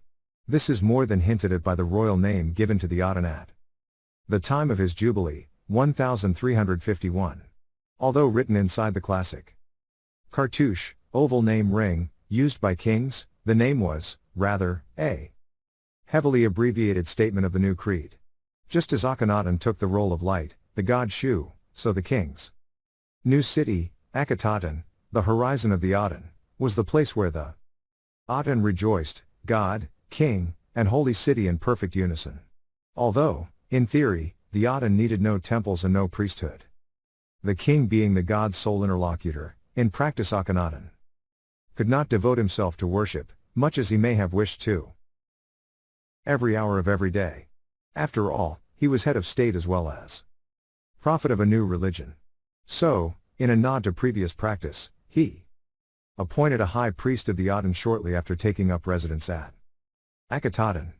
Murira, beloved of Ra, seems to have come from nowhere, or at least took pains to ensure that his previous career and background remained hidden.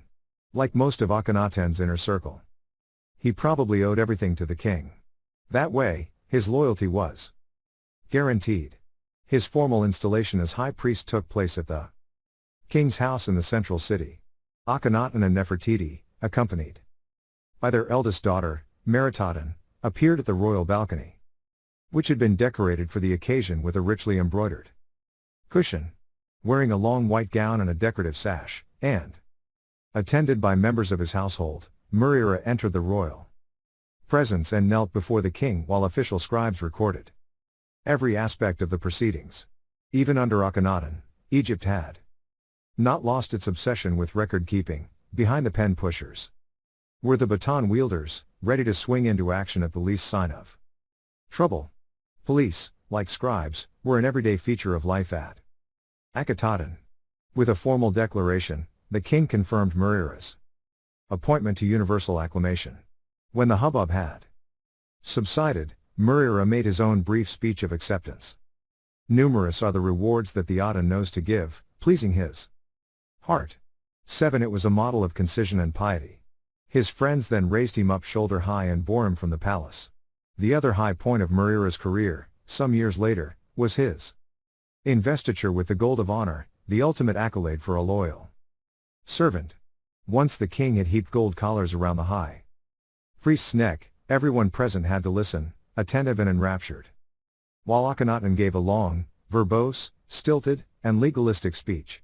With its ritualized setting and choreographed moves, Murira's installation as high priest brings us face to face with a style of royal audience that has changed little in 3,500 years. His subsequent investiture offers a similar reminder that the world of despots and their cringing lackeys follows an equally time-honored pattern. At about the same time as Murira's appointment to the high priesthood, the king began to promulgate a more elaborate statement of his faith. It was referred to, rather chillingly, as the teaching.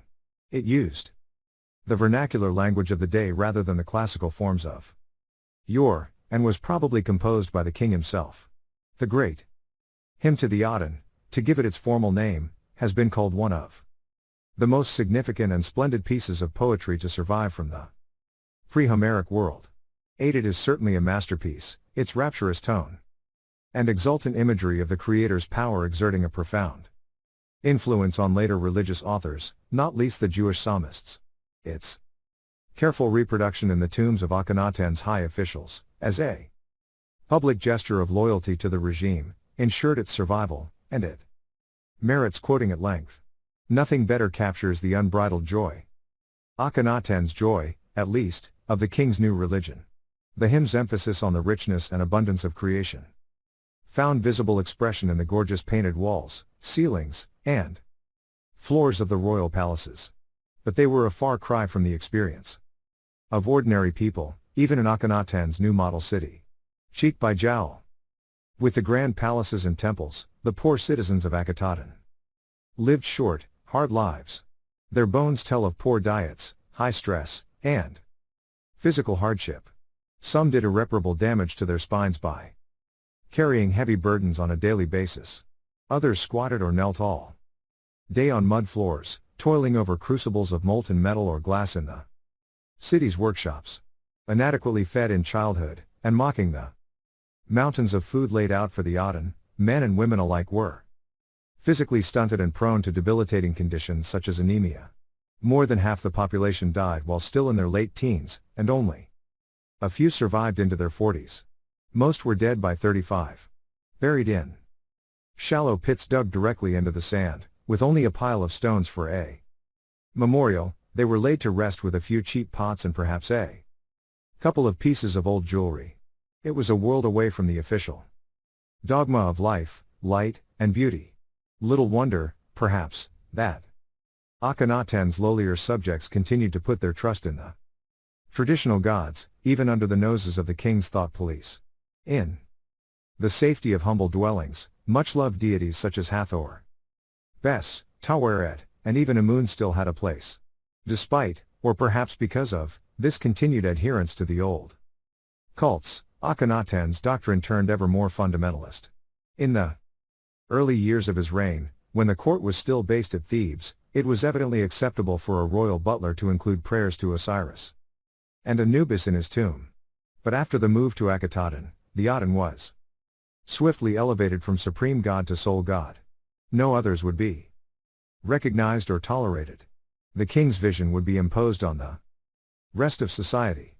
Priests found themselves deposed or reassigned, and their temples were closed, and all resources were redirected to the Aten cult.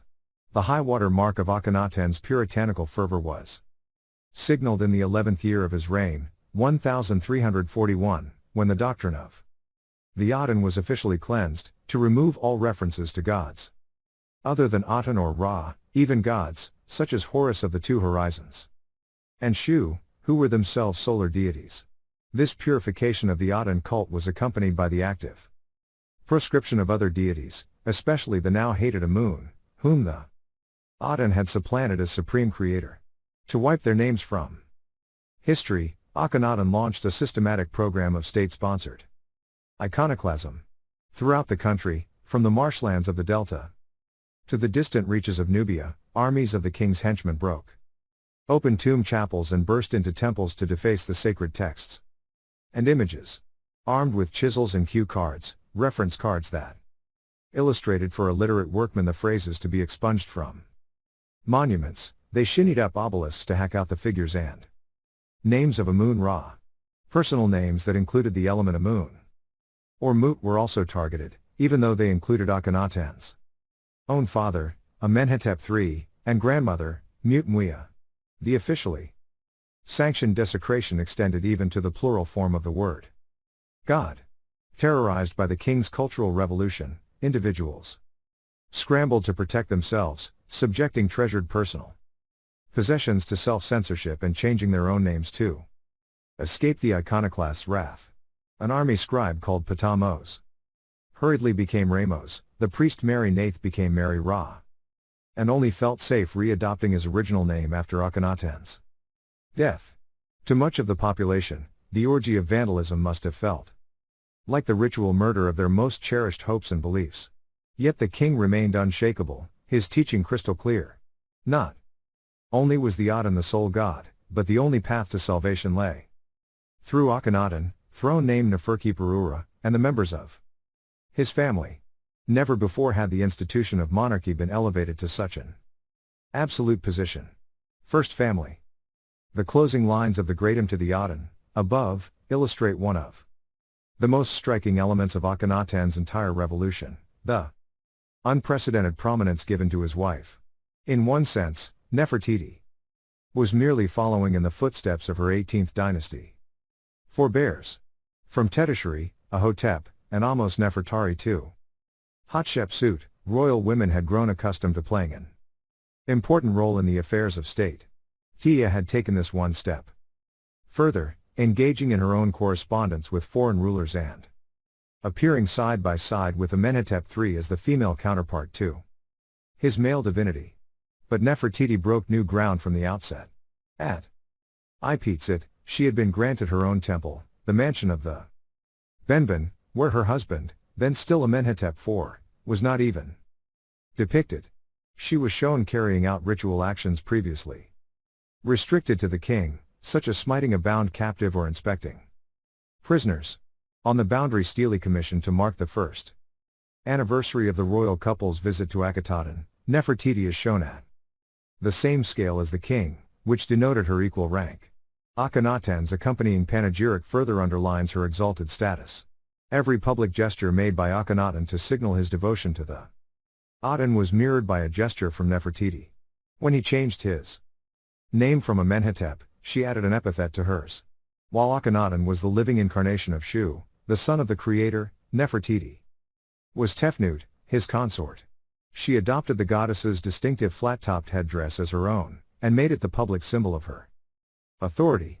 In the tomb of Nefertiti's high steward, the royal couple are shown side by side, their images almost entirely overlapping.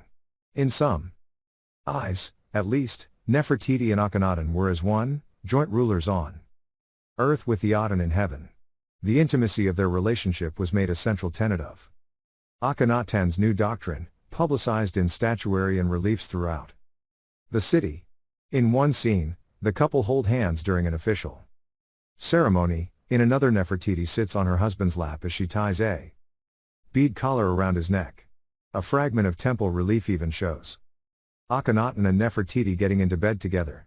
The couple's daughters, too, were brought into the approved iconography. By the time they had been at Amarna for 2 years, Akhenaten and Nefertiti had 6 daughters. Akhenaten also had at least one son, born of a minor wife, but the son was notably excluded from the official record. The female principle being all-important, a famous stela shows the king and queen relaxing at home with their 3 eldest daughters. Akhenaten cradles and kisses Meritaten, Meketaten sits on her mother's knee, gesturing toward her father, and little Angsenpaten pulls at Nefertiti's earring. It was unprecedented even to acknowledge, let alone publicize, such expressions of affection and emotion among members of the royal family. The reason for this radical departure from tradition was the royal family's new role in Egyptian religion, for it had become a holy family, supplanting the traditional groupings of deities. The royal chariot drive into the central city had taken the place of the gods' processions. Statues of Akhenaten and Nefertiti had replaced images of deities. Since the cult of Aten was an exclusive religion, revealed only to Akhenaten and his family, ordinary citizens wishing to obtain blessings from the solar orb had to worship its representatives on earth as intermediaries. In the tombs of favored officials, cut into the cliffs ringing Akhetaten, worship of the king's sublimated individual personalities. The offering formula was no longer addressed to Osiris, god of the dead, but to the king, and occasionally to Nefertiti as well. The only eternal existence now on offer was to bask in the Aten's rays during the day, to receive a share of offerings from the temple, and to return to one's tomb at night, watched over by Akhenaten. It was a chilling prospect. Residents of Akhetaten even kept statues and images of the royal family in their household shrines. The size of one's shrine, some were akin to miniature temples, was a public measure of one's loyalty to the regime, every bit as important a status symbol as a well, granary, or garden. And for the humble citizens barred from the Aten's formal temples, there was at least one public place of worship in the central city, a chapel of the king's statue. Not everyone shared this unbridled devotion to the king and all his works. Canalizing references from the first set of boundary stelae suggest dissent may have erupted in the early years of the reign. Akhenaten's radical policies must have aroused deep unpopularity among certain sections of the population, and the fear of insurgency haunted his regime. Loyal officials warned potential dissidents of the king's determination to root them out. As soon as he rises, he exerts his power against the one who ignores his teachings.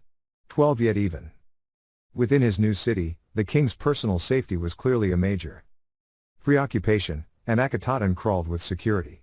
As well as the police force, there were the soldiers and heads of the army who stand in the presence of His Majesty. 13 An armed escort, bristling with spears, accompanied Akhenaten on his daily chariot ride into the city.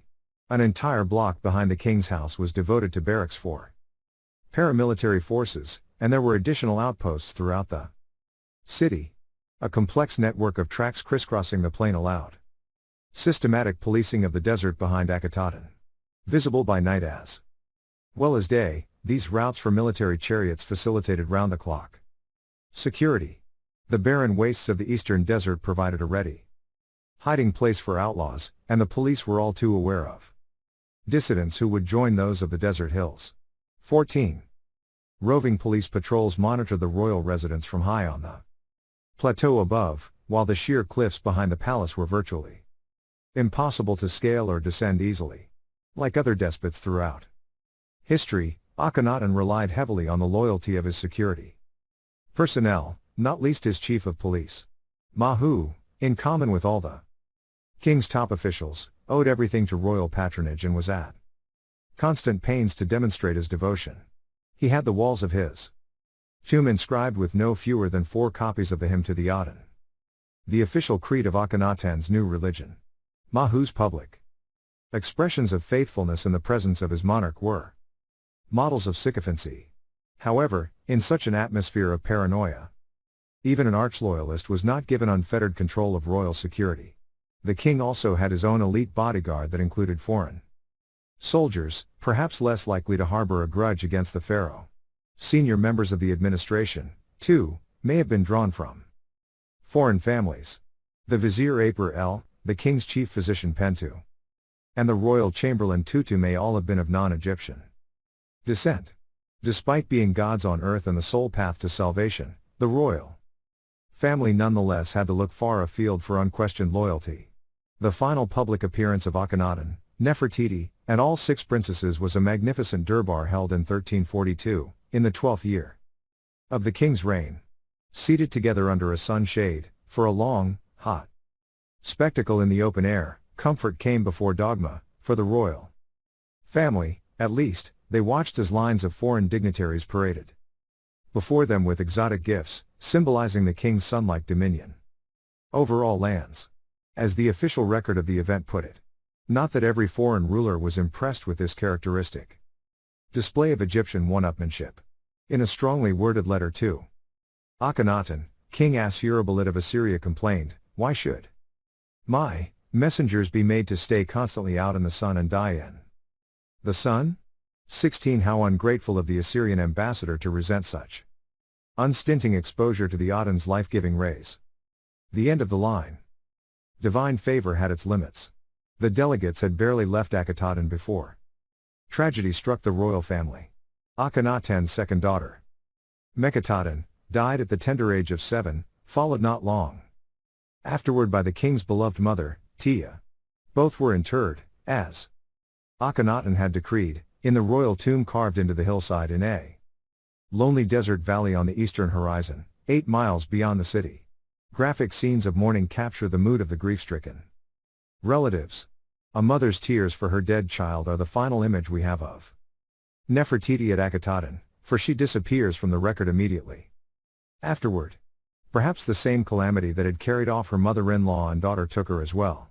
Or perhaps the intimations of mortality that now descended upon Akhenaten prompted a radical re-evaluation of his wife's status. It may be no coincidence that Nefertiti's disappearance was soon followed by the appointment of a human co-regent to reign alongside Akhenaten. The name of this new co-ruler was none other than Neferneferuaten, the first element in Nefertiti's titulary. The queen, it seems, had become king. Who better, who more reliable, to carry on Akhenaten's revolution than its coinstigator and co-beneficiary? Akhenaten died after the autumn grape harvest of 1336, in the 17th year of his reign. He was laid to rest in the royal tomb, accompanied by revealing grave goods. It is unsurprising, perhaps, that his chosen heirloom was a 1,000-year-old stone bowl, inscribed for Khafra, the builder of the Great Sphinx, mother of all solar monuments. Less predictable were the Shapti figurines inscribed for Akhenaten himself, to serve him in the model of an afterlife that his religion fiercely eschewed. Even religious fanatics, it seems, are prone to deathbed doubts. Akhenaten's body was placed in a stone sarcophagus protected at its 4 corners not by the 4 funerary goddesses but by figures of his beloved Nefertiti. His wife would indeed guard his body, but not his legacy. Graffiti in a Theban tomb, dated to the 3rd year of Neferneferuaten, seem to indicate the beginnings of a rapprochement with the old Amun priesthood, perhaps even the reopening of a temple to Amun in the god's old heartland. Before Akhenaten's body was even cold in its grave, his exclusive cult of the dazzling Aten had begun to fade. The death of Akhenaten plunged the court and the country into turmoil. Those who owed everything to his patronage, men such as Murira and Mahu, must have wished devoutly for his revolution, or at least his regime, to continue. Others, including members of the powerful Amun priesthood, who had patiently bided their time while his zealotry ran its course, saw the chance for a return to the old orthodoxy. The royal family, too, seems to have been riven by doubt. An ephemeral ruler named Smenkhkara, perhaps a son of Akhenaten's, of whom we are otherwise unaware, more likely Nefertiti in her third incarnation, as sole king, claimed the throne for the briefest of periods, 1333 to 1332, supported by Meritaten, now elevated to the role of king's great wife. But reactionary forces were growing in strength and looked to the coming generation for a suitable candidate. Someone with the legitimacy of royal blood but young enough to do their bidding. Shielded from public gaze for most of his life, Akhenaten's 9-year-old son by a minor wife seemed ideal. His hastily arranged marriage to Nefertiti's heir, her third daughter, Anxenpaten, only strengthened his claim. Courtiers, priests, and the influential army officers all agreed, it had to be the boy. His name Tutankhaten, the living image of the Aten. Within months, the powers behind the throne of the new child Pharaoh had set Egypt on the path back to tradition. Under their careful guidance, the king agreed to change his name, thus publicly renouncing the Aten in favor of Amun. History had come full circle. Tutankhaten thus became Tutankhamen, his wife Anxenpaten became Ankhesenemen, she lives for Amun. Next, a great restoration decree was issued in the king's name, though its wording has his mentor's fingerprints all over it, from the traditional capital of Memphis. It excoriated Akhenaten's policies, without mentioning the disgraced ruler by name. The language of the decree made pointed reference to the gods in the plural, and the new king's actions matched his words. Immediate measures included the restoration of the temples, paying special attention to the cult centers of Amun-Ra, the reinstatement of their priesthoods, and the dedication of new cult statues, paid for by the royal treasury, also that Tutankhamen could be said to have rebuilt what was ruined, and driven away chaos throughout the two lands. 18 The court's abandonment of Akhenaten and the return to Thebes set the seal on the return of the Ancien regime. To mark this complete break with his father's vision, the boy king, like other reunifiers before him, took the highly symbolic epithet repeater of births. His reign would not be a recreation like Akhenaten's but a renaissance. So much early promise, so cruelly cut short. Before he was even out of his teens, Tutankhamen followed his father to the grave in 1322. Perhaps he had secretly harbored designs to restore Akhenaten's reputation, once he'd reached his majority and could rule by himself. Perhaps the real powers in the land were afraid of just such an outcome, and took desperate steps to prevent it. Or perhaps the boy king, physically never very strong, simply met the same fate as most of his subjects, an early death from natural causes. His child bride had tried to perpetuate the royal line, but her tender age and the narrow gene pool of a brother-sister marriage had resulted in miscarriage. 2 stillborn daughters were lovingly mummified and interred beside their father in his hastily prepared tomb in the Valley of the Kings, to await their rediscovery, together with the rest of Tutankhamen's burial treasure, 3,244 years later. Tutankhamen's grieving widow knew the dreadful fate that the courtiers had in store for her. She was the last surviving descendant of Akhenaten and Nefertiti, of Amenhotep III and his ancestors. She held the keys to the throne of Egypt. In a final, desperate act, she wrote an extraordinary begging letter to the king of the Hittites. She pleaded with him to send one of his sons to Egypt, to marry her and rule beside her. She explained, "Never shall I take a servant of mine and make him my husband."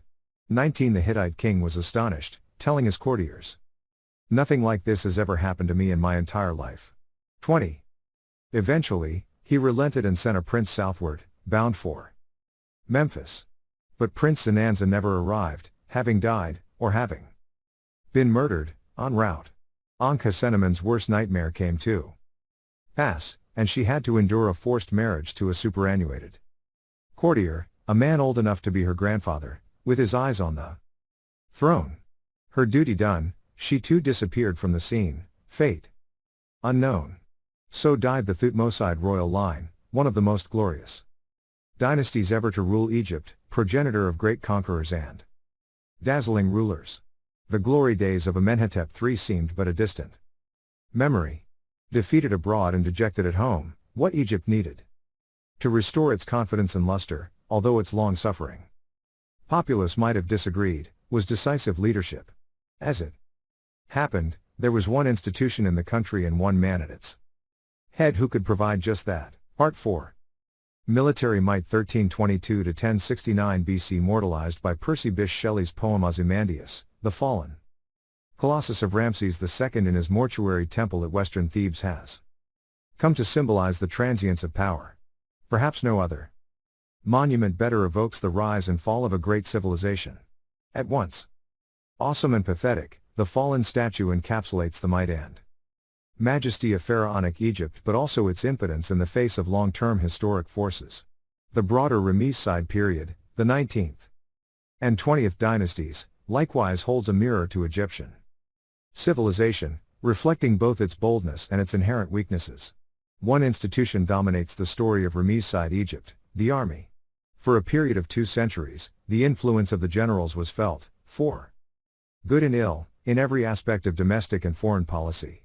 Military efficiency may have provided an effective short-term solution in times of dynastic turmoil, but over the course of several generations the militarization of politics merely entrenched the power of the army and weakened civil society, with damaging unforeseen consequences. The country's permanent state of readiness for war with the Near East encouraged the development of a new capital in the Delta, and this emphasis on Lower Egypt gave the region a political importance that it was to retain for the rest of pharaonic history. At the same time, the progressive alienation of Upper Egypt from the heart of decision-making stoked up fires of resentment that posed a long-term threat to the very cohesion of the state. Above all, war was costly. Reimposed Egypt's interminable battles exhausted both the economy and the government machine. Like the victors in later world wars, Egypt ended up paying a high price. At the outset of the Reimposed period, the country was brimming with confidence and imperial ambitions. By its close, the land of the pharaohs had entered a slow but inexorable decline.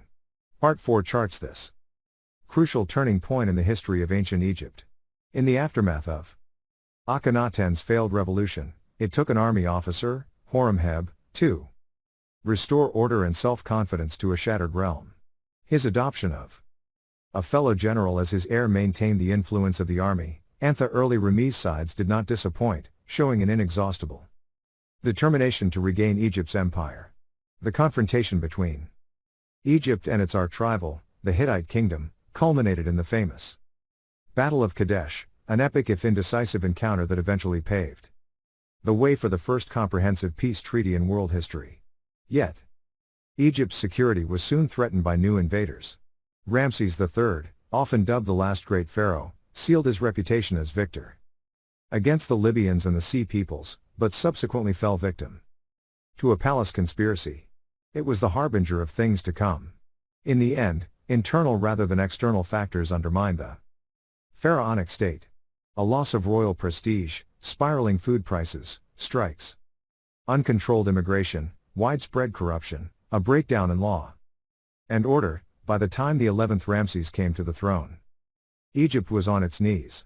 Beleaguered and isolated in his delta residence, the pharaoh did what every Reimposed had done at such times, and appealed to the army for assistance. The result was brutally effective, but not in the way Ramses XI had hoped. The impotent king was sidelined as an irrelevance, and order was restored by separate military juntas in the north and south of the country. The long-cherished ideal of a unified state ruled by a single divine king was rudely cast aside in the name of control. The rescue of Reimposed Egypt was also its death knell. Chapter 15. Martial law. A soldier's life. Egypt's burgeoning involvement in foreign affairs, from the expulsion and Pursuit of the Hyksos under Ahmose to the creation of an empire under Thutmose III, had a profound effect on the country at large and the way it was governed. Greater exposure to alien peoples and cultures led to the adoption of exotic ideas and customs in many areas of life, from art and architecture to state and private religion. In keeping with the martial spirit of the age, the iconography of monarchy became strongly militarized, the king appearing on temple reliefs as a great and mighty war leader, and this was reflected in the militarization of society as a whole. The new kingdom was the age of the soldier, and from humble beginnings the Egyptian army swiftly established itself as one of the most influential groups in society. For the campaigns of the Old and Middle Kingdoms, Egypt's rulers had depended upon conscript armies, raised from the general population on an ad hoc basis and bolstered by mercenaries, often recruited from Nubia. While such a system was adequate for launching sporadic raids to defend Egyptian interests or open up trade routes, it was entirely ill-suited to the demands of an empire. The conquest and annexation of large tracts of foreign territory required permanent garrisons to enforce Egyptian control, backed up by the threat of overwhelming force in case of insurrection. Only a permanent standing army could deliver such a policy. Hence, at the beginning of the new kingdom, military organization was put on a professional basis, and a full-time army was created for the first time in Egyptian history. By the reign of Akhenaten, 1353 to 1336, the influence of the army was felt throughout the corridors of power. Many of the king's closest followers combined military and civilian office, and these links no doubt served to keep a powerful bloc loyal to the sovereign. A reorganization of the armed forces in the late 18th dynasty divided them into two distinct corps, infantry and chariotry. Egypt also had a strong naval tradition, used to great effect in the battles against the Hyksos, but the interdependence of land-based and river-borne fighting was reflected in the interchangeability of military personnel, with men and officers alike alternating between army and navy postings.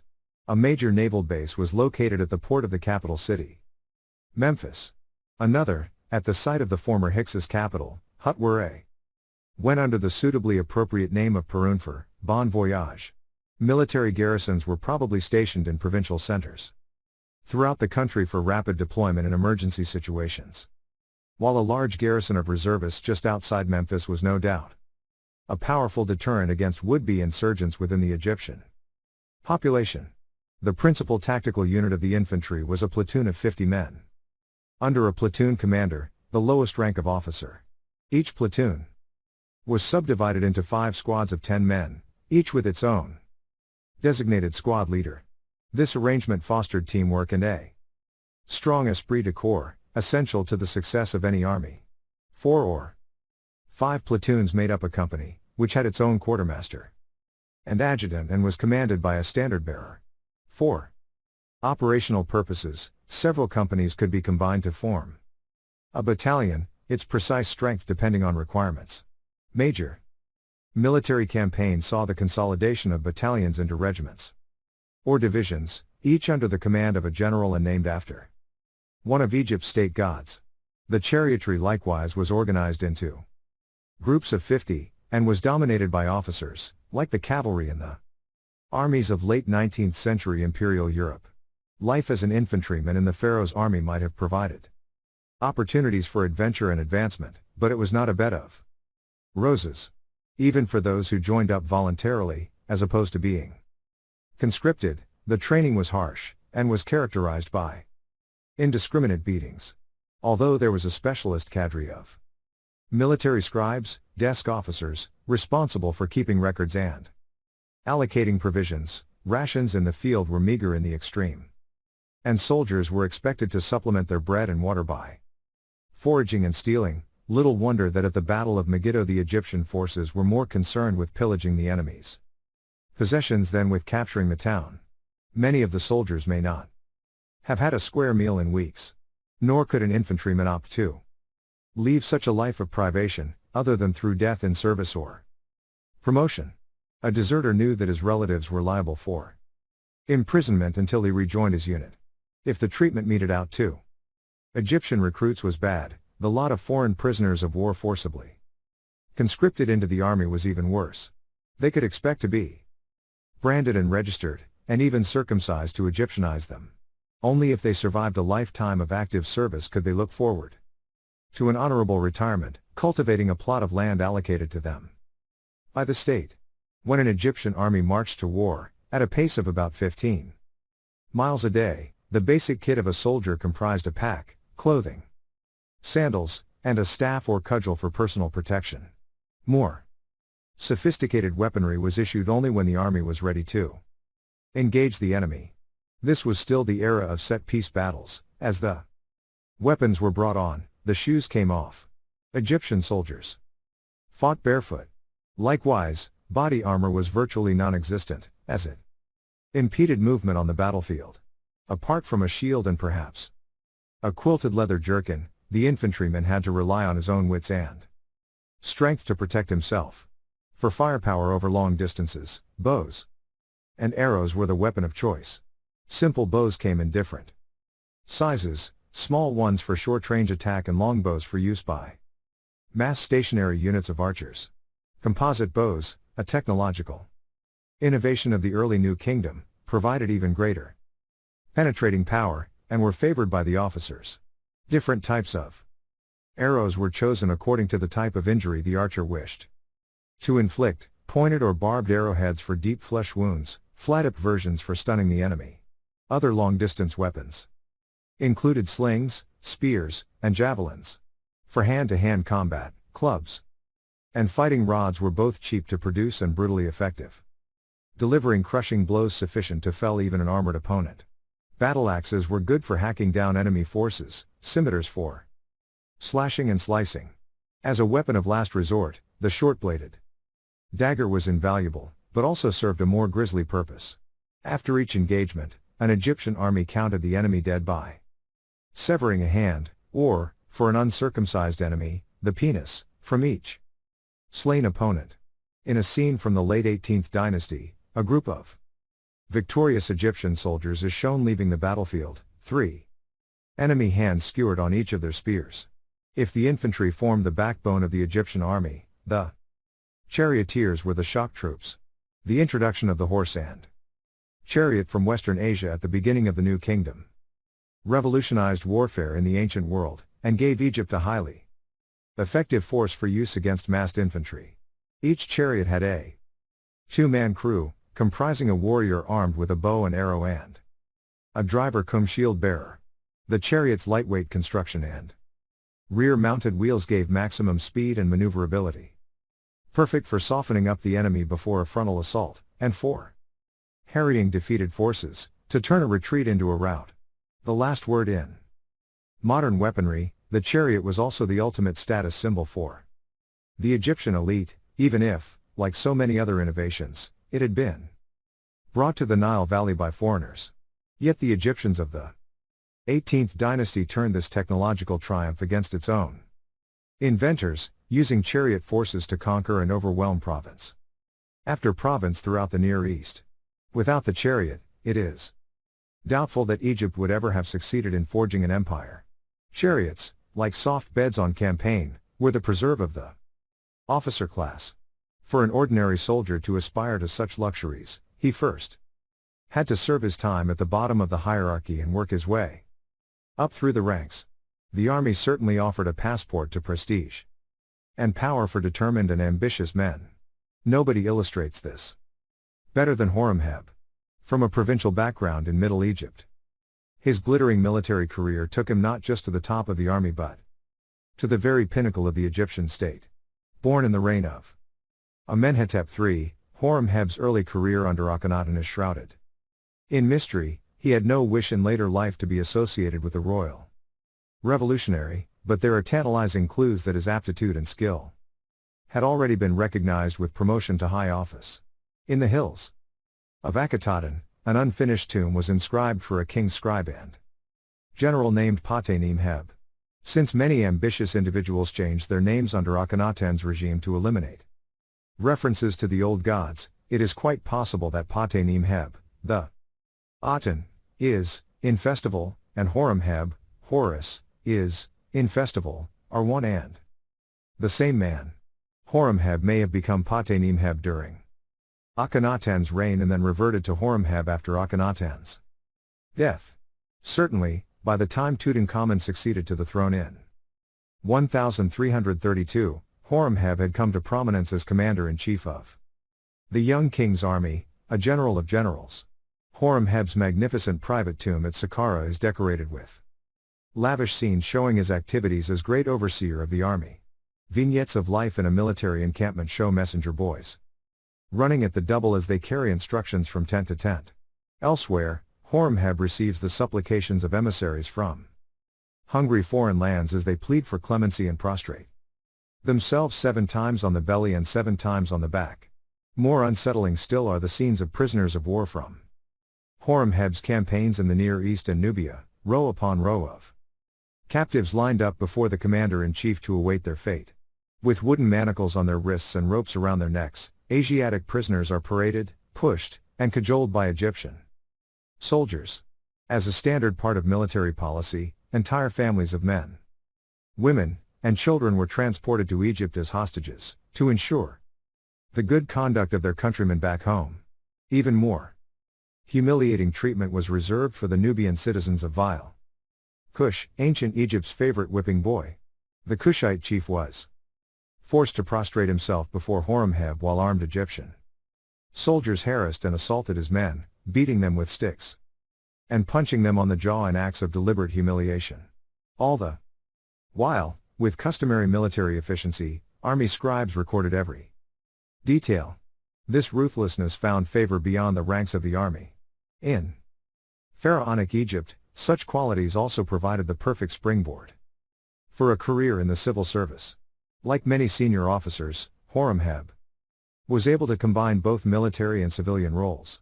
At the same time, as commanding Tutankhamun's armed forces, he also acted as Lord Protector to the young king.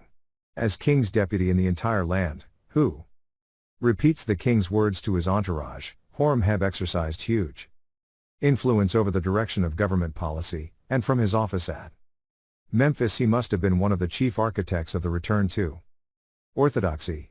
Indeed, the inscriptions in his private tomb conspicuously omit references to Tutankhamun by name, a not-so-coded acknowledgement that the general, not the boy king, called the shots. As the power behind the throne, the commander-in-chief was already steering Egypt toward military rule as a way of restoring order. As his titles proclaimed, Horemheb was indeed the 2 eyes of the king in leading the 2 lands and establishing the laws of the 2 banks. He would not have to wait long to make the ultimate transformation from king's deputy to the top job itself: military discipline. At the moment of Tutankhamun's untimely death in 1322, Horemheb was in the field in distant Syria, leading Egyptian troops in an unsuccessful campaign to recapture the rebellious city of Kadesh and pry it free from Hittite control.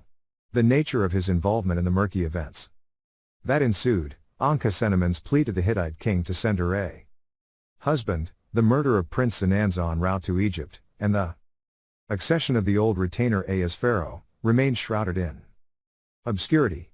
Perhaps that was Horemheb's intention. Even if his hopes of election were temporarily thwarted by Ai's intervention, he knew that the new king was an old man with little time left. After a career spent building his power base and biding his time, Horemheb could certainly wait another few years before claiming his prize. His eventual accession as Lord of the 2 lands, after Ai's brief reign of 4 years, 1322 to 1319, might have seemed inevitable. After all, Horemheb had been designated as Tutankhamun's heir and was merely fulfilling his destiny. That, no doubt, was the spin the royal propagandists put on the general's elevation. In reality, the appropriation of the throne by a commoner with no royal connections represented a complete break with tradition and threatened to undermine the very foundations of a hereditary monarchy. For all intents and purposes, Horemheb's accession was a military coup. He was a skilled enough tactician to realize the dangers, and clearly understood that he would need both to legitimize his own kingship and to put the institution as a whole on a new footing in order to secure his throne. Even with the army behind him, a new program for Egypt would require all his strategic skills. The first step, as always, was to obtain divine sanction for his regime. This Horemheb achieved by the brilliant but simple expedient of timing his coronation to coincide with the annual Opet festival at Thebes. As he emerged from the sanctuary of Luxor temple, both newly crowned and infused with godlike powers through his communion with Amun-Ra, how could anyone doubt or challenge his right to rule? Once securely established on the throne of Horus, the king set his theologians to work to devise a plausible background story that would explain the rise of an army general to the kingship. The result was as ingenious a piece of sophistry as ever flowed from the pen of an ancient Egyptian scribe. The tale told how Horemheb had been marked out from childhood by his local god, Horus of Heracleopolis, who acted as father to him, protecting him until the time came. According to this explanation, Horemheb's long career in the military and civilian services was all part of the divine plan. Eventually, when the moment was right, in fact, when the opportunity arose, Horus promoted his chosen candidate and handed him over to the safekeeping of Amun-Ra. A boy from the provinces thus became the Lord of the Two Lands. If both the occasion and the setting for Horemheb's coronation harked back to the glorious reign of Amenhotep III, that was entirely deliberate. Part of Horemheb's program of legitimation involved airbrushing the intervening reigns from history, so that he could present himself as the first rightful pharaoh since Egypt's dazzling orb. To this end, Akhenaten's temples at Gempatan were systematically dismantled, their blocks used as fill for Horemheb's own constructions. On his orders, teams of workmen descended upon Akhetaten to expunge all traces of the heretic king. Statues of Akhenaten and Nefertiti were torn down, smashed, and tossed into a heap outside the Great Aten Temple. Also in line for official persecution were Tutankhamun and the boy king's inscriptions and monuments were recarved with Horemheb's names and titles, so that he could take sole credit for the return to orthodoxy, for which he had, in any case, been largely responsible. As for the old retainer who had kept Horemheb from the throne, his memory was treated even more harshly. His tomb in the Valley of the Kings and his public monuments were desecrated to extinguish all hopes of immortality.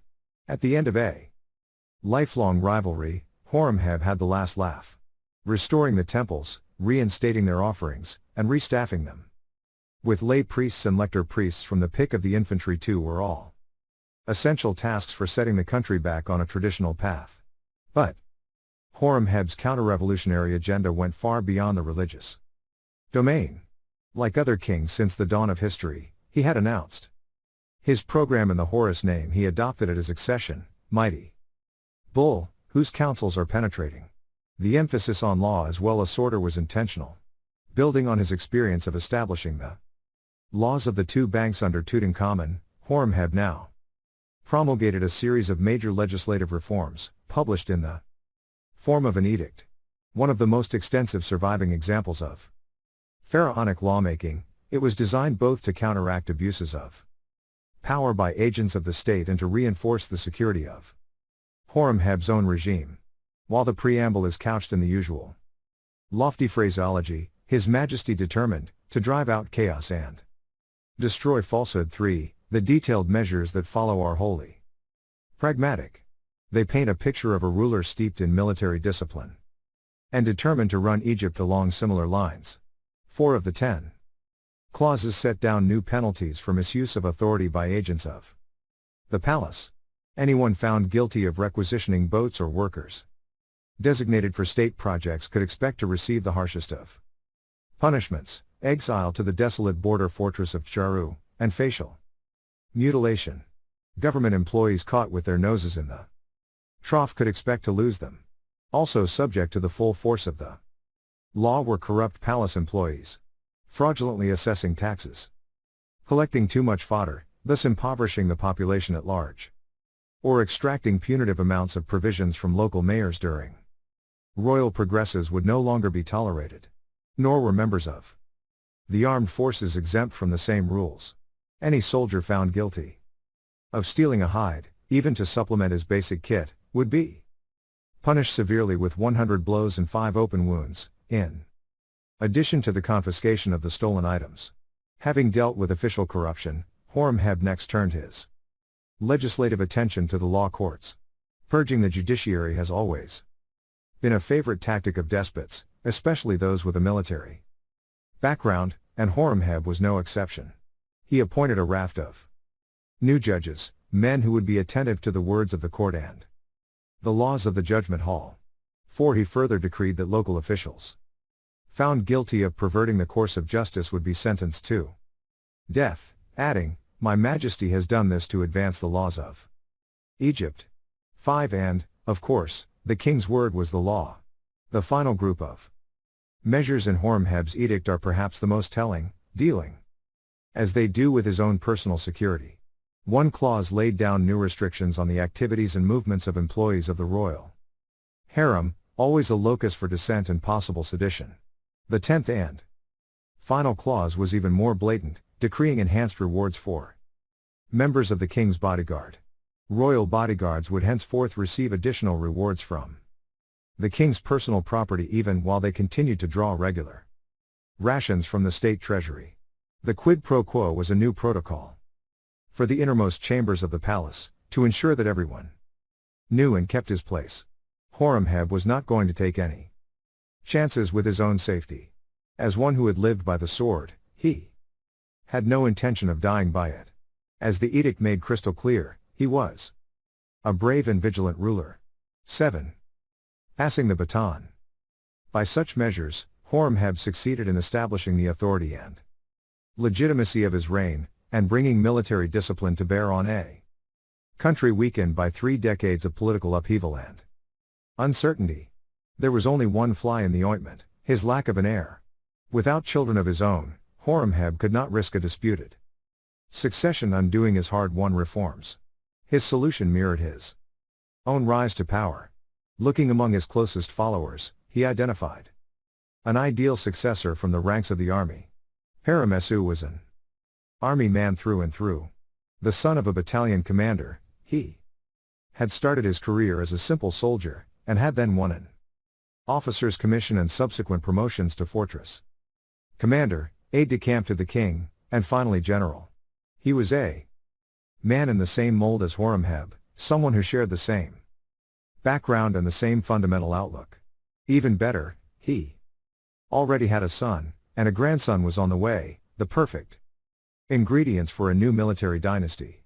Horemheb proceeded to give Paramesu a series of high civilian offices to prepare him for the eventual succession, appointing him king's deputy and vizier. At the same time, Paramesu had to relinquish his military titles while Horemheb remained in charge of the army.